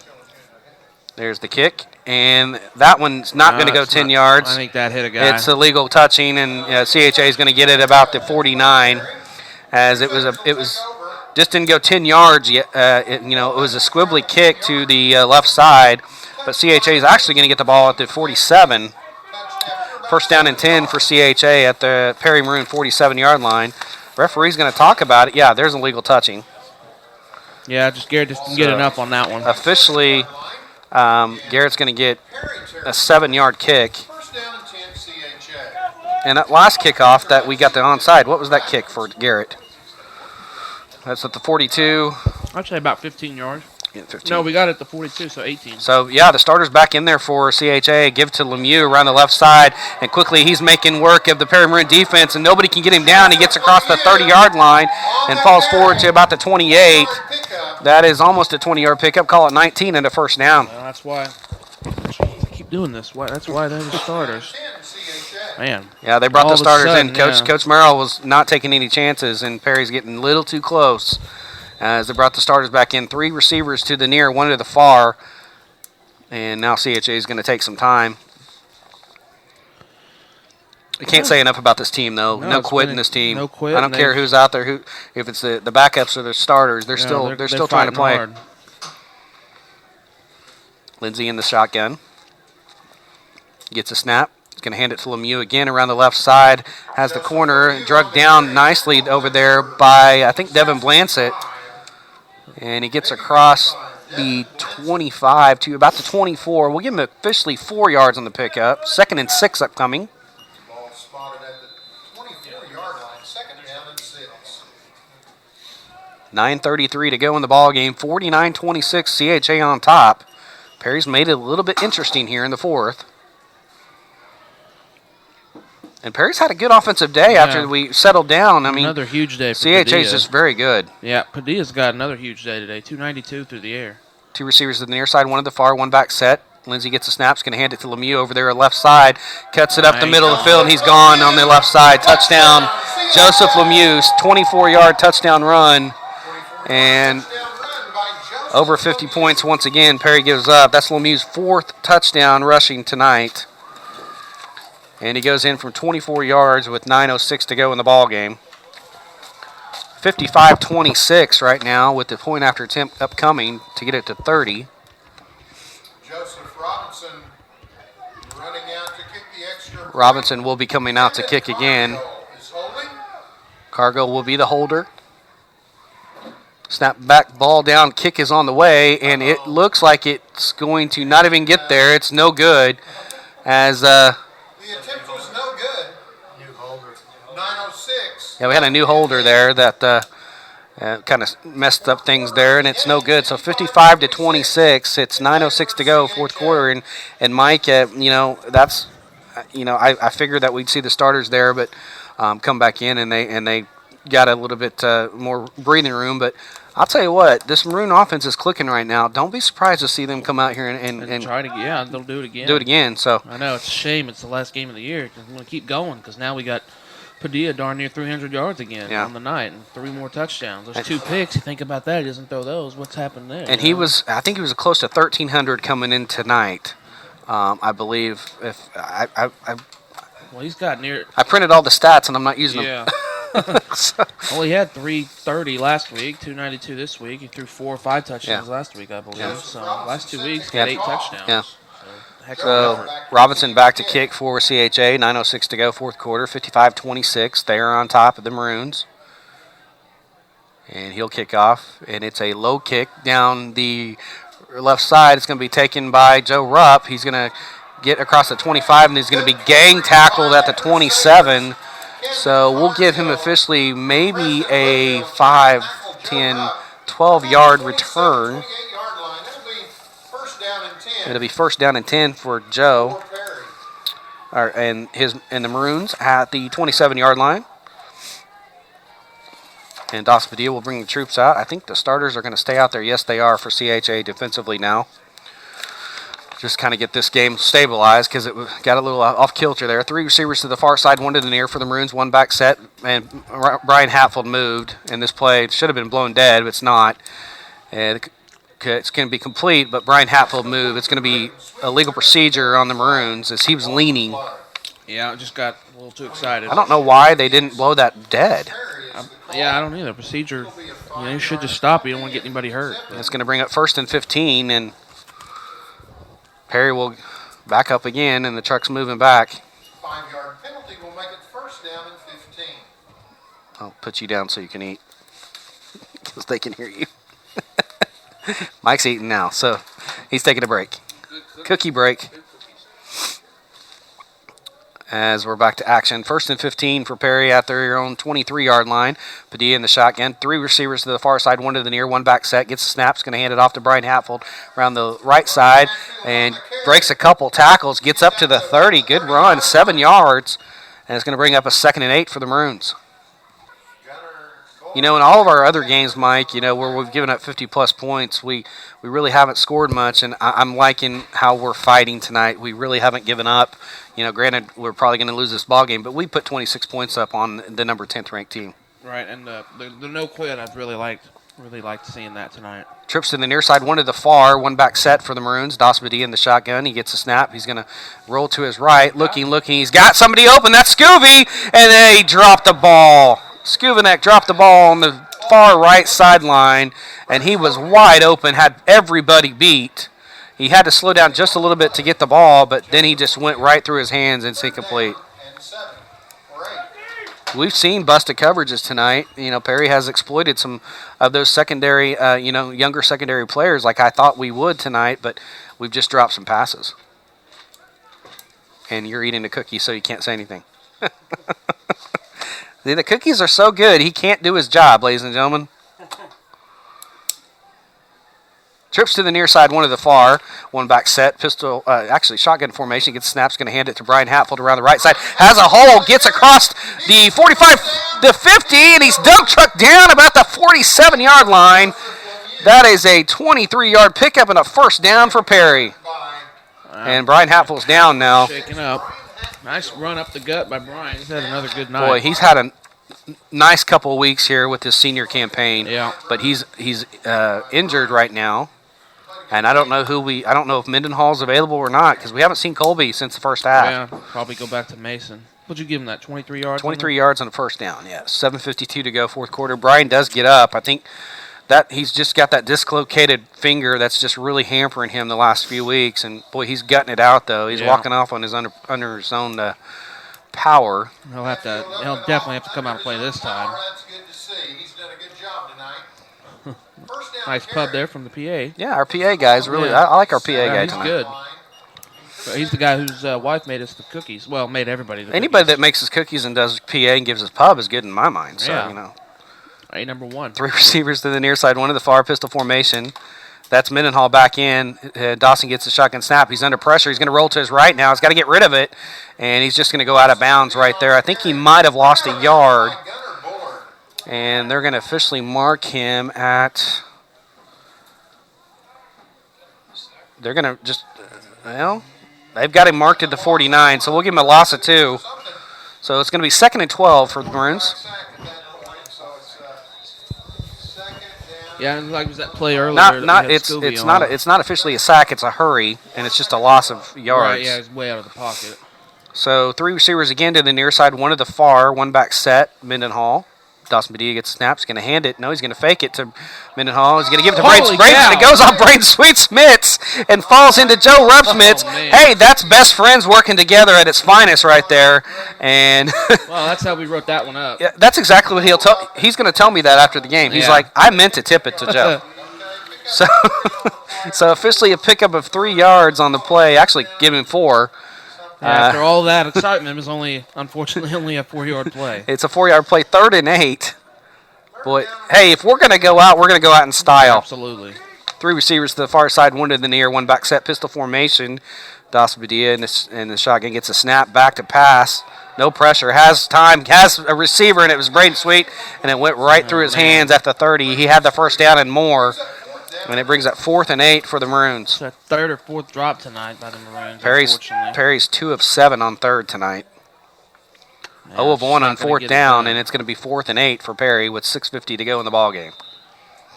But they're still trying to do things. They're still doing some good things here, Mike. Down 55-26. Absolutely. That's all you can do. Just keep fighting. Got trips over there, the far side again, one to the near, pistol formation, one back set. Padilla gets a shotgun snap, back to pass. He's looking, he's firing long, and he had a receiver, and it just went over Joe Rupp's head, falls incomplete, and CHA will take over. But he had a receiver there, partner. Yeah, just a little bit, passed just a little bit over his head, like you said, and running up the seam. Had Rupp, I think you said? That was Joe Rupp, Yep, over there. Shame, it was a pretty good route, too. He put his hand up, and he tried to, reach back and grab it, but, and he had time to throw the ball. It was just not an accurate pass, but, CHA takes over 1st and 10, and the starter's back out there for the Crusaders. 6:43, a little interesting to see that. I thought they'd bring them to their other ones out, but they're going to stick with their starters. Some of them are out there, I think. Lindsey's still quarterback. I think it's just Lindsey, actually. Lindsey gets a snap, he's going to hand off to Hoover, and he's up the middle, and he might be gone 30, 25, 20, and he's going to be wrestled down. And Skubanek wrestled him down at the 18-yard line, so gave him 2, so 4, and then 50 to the 18 is 36-yard gain and a first down for CHA. 36-yard gain. And CHA threatening to put 60 points on the board. Every time you tell the story, the fish gets bigger. That's all I know. Okay. Here we go. Hopefully they can take a 6:27 drive and go 2 yards and just get us out of here 55-26. Yeah. That is wishful thinking. Two receivers to the far side, one to the near, one back set. Mostly are not non-starters out there, except Lindsey stays out there as a quarterback. Gets the snaps, going to hand it to Hoover around the right side, and much better defense there for the Maroon defense, as they might have given him 1 yard. They did give him 1 yard, so officially 2nd and 9. Yeah, and this is the part of the field that I'm instructed, partner. So this one's all you. Actually, the game's 2 yards, 2nd and 8. So 2 receivers now to the far side, 1 to the near, 5:40 and counting to go in the ball game. CHA on top, 55-26. And I'm not out there, partner, but it's gotten cold. I can feel it. My hands are cold, and we got the windows shut. Exactly. Got a little bit of a crack here. That's where some of the wind's coming in. Yeah, that's probably what it is. Lindsey in the shotgun gets a snap. He's going to hand it to Hoover. Again. Excuse me, that's Richardson around up the middle.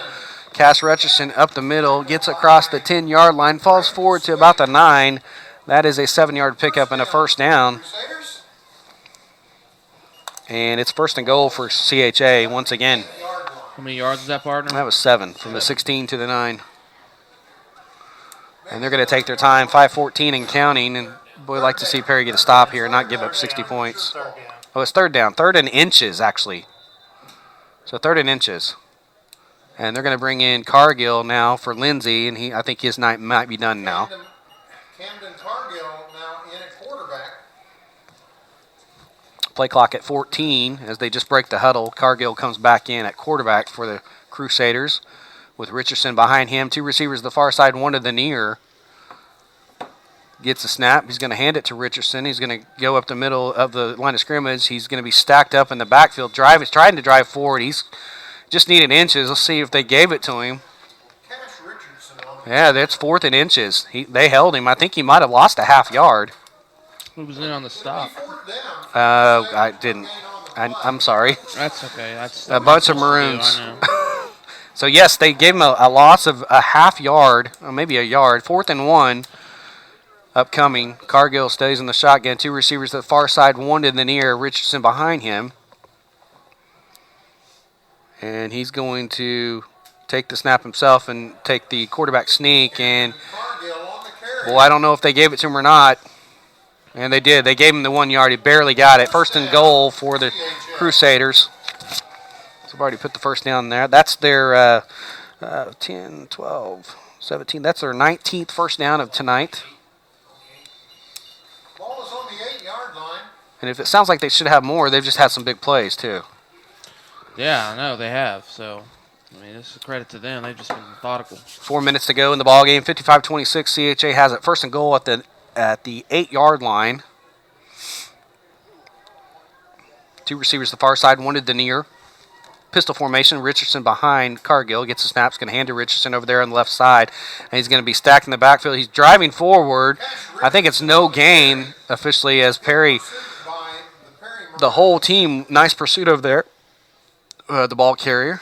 And I think it's going to be no gain. 2nd and 8. Actually, maybe giving him a yard. 2nd and 7. From the 7. 3:20 to go in the ball game. Perry's going to finish 6 and 5. Christian Heritage will improve to 9 and 2 and await who they're taking on. Davis was on top 28-0 early in Walters. It's most likely going to be the Wolves again. Be traveling to Arbuckle Mountain. Cargill gets the snap. He's going to hand it to Richardson. No, he's going to take the zone read on his own around the right side, trying to get the corner. He does, and he's in for the 7-yard touchdown. And they are over 60 points. It's 61-26 with the point after attempt coming. 7-yard touchdown run by Cameron Cargill as he got the corner on the right side. And, Perry's put up 26 points, and it looks bad, but, man, they didn't fight. They didn't quit fighting. Absolutely. Yeah, it's been a tough one tonight, but I like the effort. Heinz comes in to kick the point after attempt. Snap back, ball down, kick is on the way. We got a stoppage of play, and we might have an illegal procedure.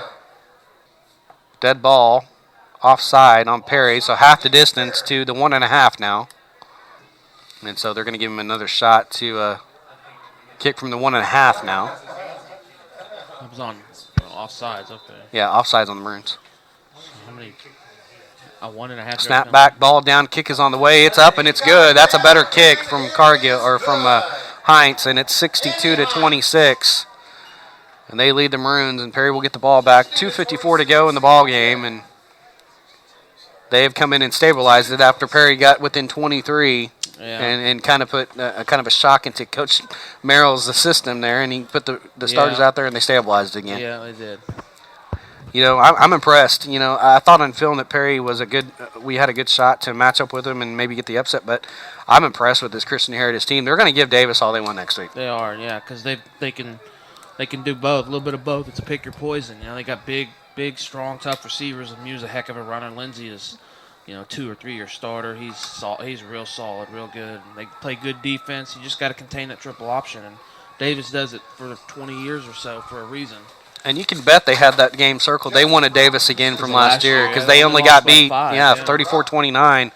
And, they're up 62-26 on the Maroons right now with 2:54 to go in the ball game. Perry's going to get the ball back as Coach Merrill's substituting a lot of his kids in, getting some kids in playing time for, high school football. This will prove dividends for them, down the road. Absolutely. Yeah, I remember when I was a sophomore, getting in games like this was always fun and helped me when I got older. I got to give it to the Perry Maroon crowd. They're still here.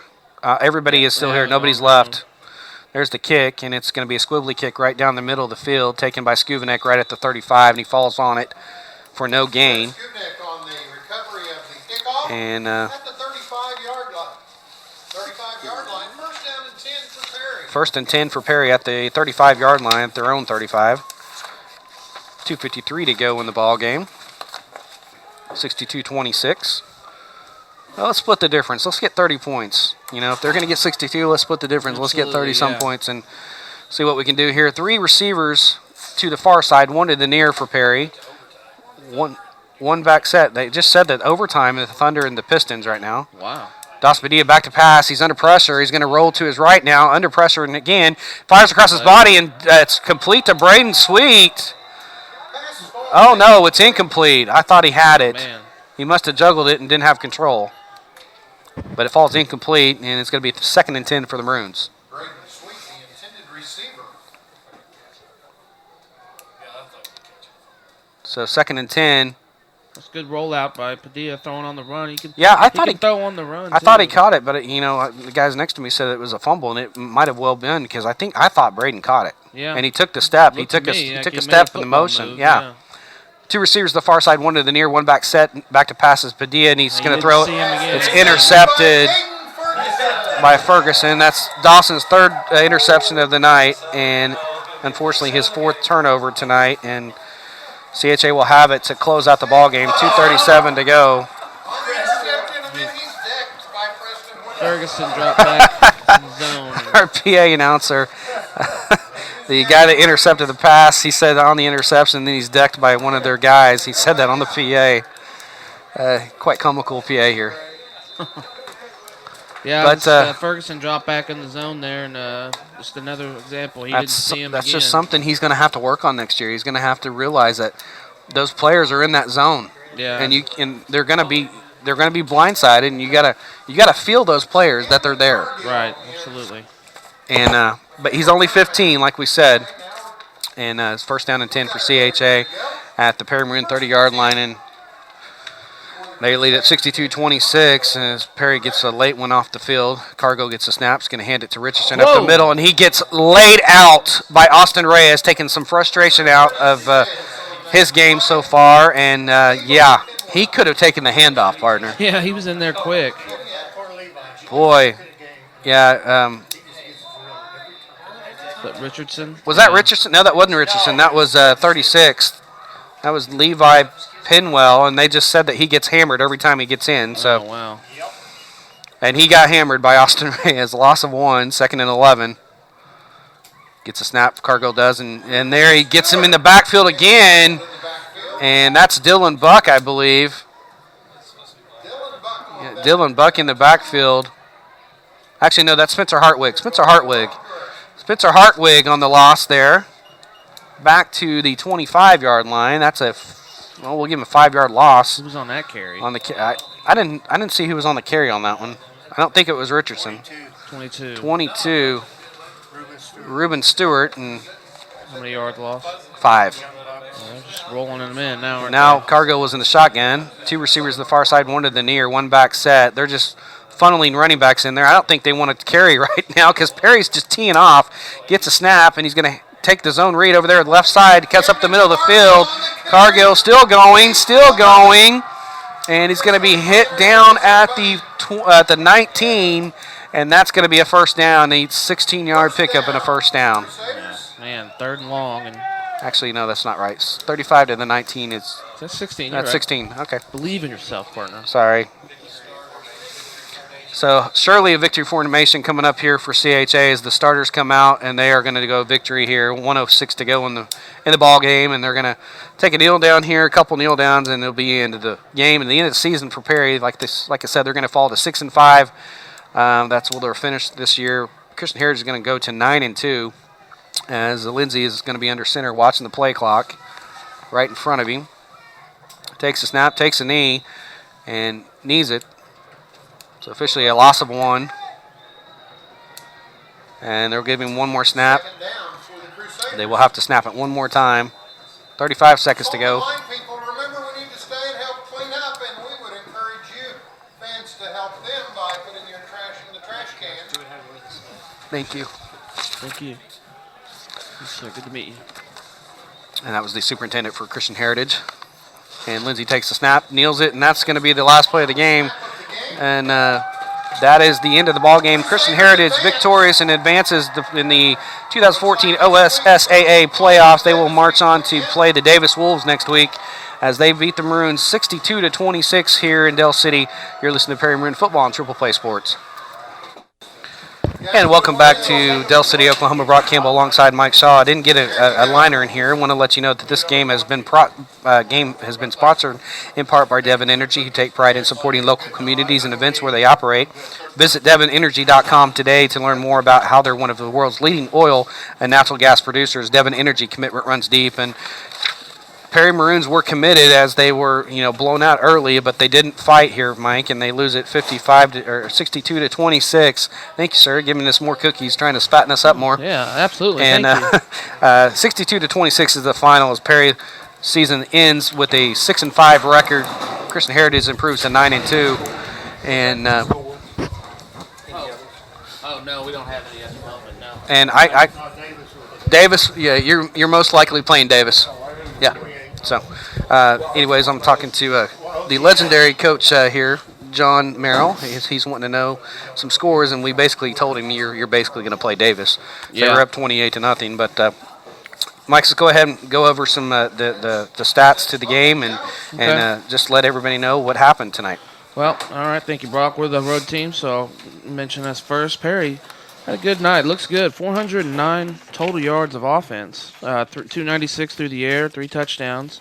But unfortunately, Padilla had the 3 picks. 113 on the ground, and Hatfield scored, right? Yeah. So we got 1 touchdown on the ground, 4 turnovers again, a bad number, 8 penalties, 62 yards. Only possessed the ball because of the way CHA was running at 6:49 the second half, but 18-13 total. And on the Crusader side, 516 total, 276 through the air, 240 yards rushing. And I think Lemieux had 4 touchdowns. And Cargill ended up with 1, so they had 5 rushing touchdowns, and I believe they had 2 or 3 passing touchdowns. No turnovers, 4 penalties, 50 yards, and they possessed at 29-47. 29 minutes, 47 seconds. See, individually for the Maroons, Padilla had 18. He was 18 of 30, good percentage, 296, 3 touchdowns, but had those 3 picks. Hatfield, 12 carries, 77 yards on the ground, and a touchdown. Let's see. Sweet had 8 receptions for 110 yards. Rupp had 9 receptions for 164 and the 2 touchdowns, including the 74-yarder, and Sweet had a 42-yard touchdown. And that's individually for our Perry Maroons. Back to you, Brock. And, yeah, that's the final tonight, 62-26. Perry's season ends 6-5. And, a pretty good effort after getting down really big time and just didn't quit, put some points on the board. You got to love the kids for fighting. Oh, you really do. Showed a lot of heart tonight. Yeah. Sometimes in games like this during the year, I won't say given up, but it seemed, they're disinterested. Now you say goodbye to that really strong senior class that was very good leaders for them this year. I think they actually are getting a senior photo picture right here at the 40-yard line, so that's cool to see. And yeah, I mean they went to the playoffs at least twice. Twice, right? yeah. I think twice in 4 years. So, yeah. Nothing to hang your hat on. Christian Heritage is just the real deal. They're going to have a really good game with Davis next week. I was very impressed with them. If that was here, I tell you what, I might go to that partner, but I'm not driving to Davis. No, I'm not driving to Davis. Good luck to the Crusaders. But you know what? We might find a game in the Oklahoma City area because we got playoff passes. We can go anywhere we want. I tell you what, I want to go see Locust Grove if they end up winning. That offense is ridiculous. 55 touchdowns passing to their quarterback. Good grief. Well, I'll tell you, that's the stats of the ball game. We're going to go ahead and take a timeout here, and we're going to try and get out here as soon as we can. We're not going to have Coach up here. I'm not going to ask him to do that. He's too busy, telling the seniors, he loves them and all that stuff, and just getting this season done. So we're going to take a timeout. You're listening to Perry Marine Football and Triple Play Sports. And welcome back to Del City, Oklahoma. Brock Campbell alongside Mike Shaw as we are at the post game sponsored by Steve Womack Agency in Perry Farmers Insurance. And not good news if you're a Perry fan, scoreboard-wise, 62-26. But what's going on? They need somebody to unplug an extension cord. I can't do anything because I'm on the air. So, anyways, it's 62-26. Perry falls. But Mike, we keep saying this. I love the heart of this team tonight as they got down really big time early, and the score at halftime was I think 42-0 or something to that fact. I can't remember, but they didn't quit. They put 26 points on the number 10 team in Class 2A. If you look at this season as a whole, you played a gauntlet of a schedule. You played a very tough schedule. You got rid of Anadarko and Cushing, but you replaced them with Cashin, Stroud, and an improved Blackwell team. And an improved Blackwell team. So, and then 2A1 is no bear. It's a bear of itself. You got Chisholm and Hennessy. But anyways, you look at where they come. They had the attitude to start the season. They wanted to make the playoffs. They did. They made the playoffs. They finished third in the district. This guy's talking to me, Brock. I can't. He wants you to unplug the cord there. So, anyways, they finished 6-5 record. And they fall 62-26. We're gonna go ahead and take a timeout. We'll come back to listen to Perry Marine Football and Triple Play Sports. You go ahead and pull it. That's good. And welcome back to Del City, Oklahoma. Brock Campbell alongside Mike Shaw. Wanted to let you know basketball score tonight. Oklahoma State wins their first game of the year over Southeastern Louisiana, 83-58. And the Thunder were on in overtime. I didn't get a score there. We were trying to get a Newkirk OCS score because I'll check that. OCS's quarterback went out with a concussion, a pretty bad one from what I'm hearing. But I think that OCS was starting to get it going, according to Jordan Woodworth, who's calling that game for Triple Play Sports. So we don't have any scores like that. We don't have any district scores. I'd pass them along to you. But we just want to go ahead and get out of here. Want to let you know basketball and wrestling will be starting here in a couple weeks. December 2nd will be our first basketball broadcast. It'll be against Pawhuska at John Devine Hall. 6 o'clock will be on the air. 6:30 will be the tip for the girls' game.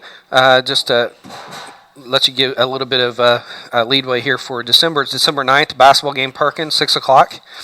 December 12th, basketball at Blackwell, 6 o'clock. That's one of the ones we're going to cover on the road, the only one.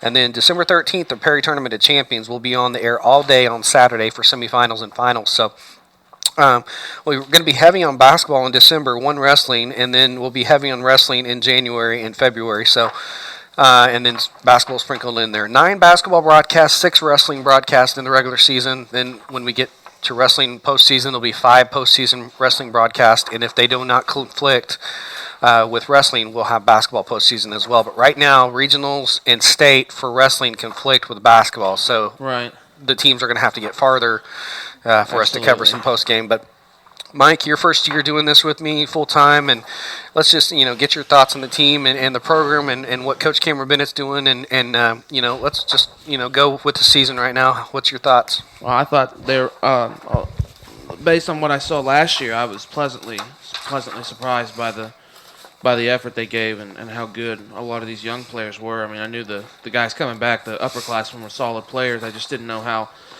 Padilla would perform, at quarterback, and with the interceptions he throws a lot of, but he's clearly has a lot of talent. He throws the ball as well as any 2A player I've seen, and You don't usually see kids that can throw it that great at 2A. There are exceptions tonight. We saw one, Lindsay, and just really proud of the kid. Good effort. Coach Bennett tonight. I really haven't had many interactions with Coach Bennett, to be honest, but just from what you told me, I can tell he's a good guy, and he's got the program going in the right direction. And he's only in his second year, and he made the playoffs at a school that's perennially wrestling. It's kind of like being a coach at a basketball school and vice versa. Mm-hmm. Football coach, basketball, it's tough to gain that momentum. And, if the kids keep coming out, more kids keep coming out and wanting to play, I think they'll enjoy themselves. And we've got a good they'll freshman keep it class going. coming up next year. Yeah, there was a lot of good freshmen that I saw that played this year. Horton and Crow and Shadowin, or maybe Shadowin's a No, junior, the but- 8th graders coming in to be I see freshmen. what you're saying. Yes. Yeah, okay. But yes, we do have some guys coming back too. It's not going to be bare in the cupboard, but we're going to have to develop an offensive and a defensive line and get bigger over the summer. We will be young next year. I will tell you there's that. no It's doubt. going to be the juniors of next year, and the freshmen are going to be the classes to really watch for. It's going to be the meat and potatoes of the team with a couple seniors mixed in as well, because we don't have many juniors on this football team. No, because we lost 4 starters that are seniors on the offensive line. Yeah. And vice versa. All 3 starters on the D line are Right. seniors. Right. All 4 starting linebackers. Well, 3 out of 4 linebackers are seniors. But Reyes is a good player. Walmer's a good player. He's just a junior. Clausen looks to be improving every week. He's getting better. And he's going to get bigger. He's Give him gonna get another bigger. summer. Dale's only a sophomore. I didn't see Dale tonight. He was out, wasn't he? Dale's only a sophomore. He was dressed, but I don't know what was going on with him. If he decides to play and get his mind right and play, Dale's a very good player. Colby's only a sophomore. So, and Justin Hartwig, or Little Hartwig. Jansen. He's very skilled. He's just a little small right now. He gets bigger. Didn't I see have him no tonight. doubt he'll Didn't see start. him tonight. Yeah, I have no doubt he'll play next year. Not just because it's a numbers thing, but because he's got real ability. You don't come in and make plays departing. Doesn't matter who's out there playing. If you're still making plays, that's clear that you have ability. So, Well, I'm excited. I will say about this senior class that's departing. This is their last game at Perry. It's bittersweet for me because I've seen these guys grow up and progress in the sport, and as young men. And, I know they're going to go and do bigger and better things, but we also are going to cover them, down the road with basketball and wrestling. Yeah, how many guys play basketball? I know about the wrestlers. Braden Sweet plays, Joe Rupp, Drake Dell, and I'm forgetting somebody. I know Santoy baller? Basketball player? Santoy does play. So, we're going to get to call some names, but, I didn't want football season to end. I really wanted to keep this train rolling, but we were on the tracks and the train came through tonight with Christian Heritage. So let's just be honest. They're a really good team. Perry put great effort out as well, not taking anything away from the kids. They did not stop fighting, but Christian Heritage is the real deal, dude. They really are. And the fans that came for Perry and withstood this cold, and the band, thank you for coming. You're awesome. Everybody that listened to us, I really appreciate you as well, whether it's on the phone, the radio, the internet, whatever. And I want to go ahead and thank our sponsors personally on our last broadcast for football. Thank you very much this year for sponsoring Perry Marine Football, Brown Duggar Funeral Home, Custom Dental Perry, Dr. Jim Dewhurst, Devon Energy Corporation, First Bank and Trust Company, Ortho Oklahoma PC, Perry Daily Journal, Stillwater Medical Center, Suddenlink, the Womack Insurance Agency, Steve Womack, Farmers Insurance, and Advanced Chevrolet. Also want to thank our contributing sponsors, DLS Printing and Design, Here It Is, Hair Naturally, and Pin Network, and Thornton Originals. We cannot do any of this without you. I know I was looking for a couple of sponsors for basketball and wrestling. I still need them, but I'm not going to have opportunities to do commercials. We might be able to do live liner ads or something for you because I got to get everything to the radio station next week. So a lot of those are going to continue with us, and we really, really, really thank them for being a part of this broadcast because we can't do it without them. So I also want to thank you, partner. You've done a tremendous job this year doing stats and color. Thank Kevin McCoy back in the studio putting up with my stupidity because I'm not an engineer. I have to figure out stuff a lot. Putting up with my weak radio voice. I'm trying to get better every week. But you say that, partner, but everybody has said that you've improved so much, and they're really excited about your broadcast. And I appreciate Pin Network, we can't do anything without them with the YouTube broadcast and television. We're going to do that for basketball and wrestling. There's going to be more exciting things coming along down the pipe, and Campbell Communications, Perry Marine Sports, just goes together like peas and carrots. I mean, it really does. So, anyways, and but final thanks for the people here at CHA for the hospitality. Oh, amazing. And got food at halftime. And the AD, Coach Merrill, Coach John Merrill, the superintendent, Josh Bullard. Yeah, it's I think he gave us very good compliments about our broadcast. Absolutely. I was, he liked what we did. He even asked us questions. And and our and stats guy for CHA, Gary, there helping he us here, helping and us out with the names PA, and stuff. just great hospitality here, and we really appreciate it. And they fed us good too. They did. So, anyways, but we're going to get off the air here, and want to thank all of you that listened, all of our fans, our alumni, everybody that's been a part of Perry Maroon football for 2014. Hope you're with us for basketball and wrestling, and hope you continue supporting football next year as Perry's going to be a good ball team Absolutely. again as well. So, with that, for the final time, the score tonight: Christian Herritage 62, Perry 26. You've been listening to Perry Maroon football on Triple Play Sports.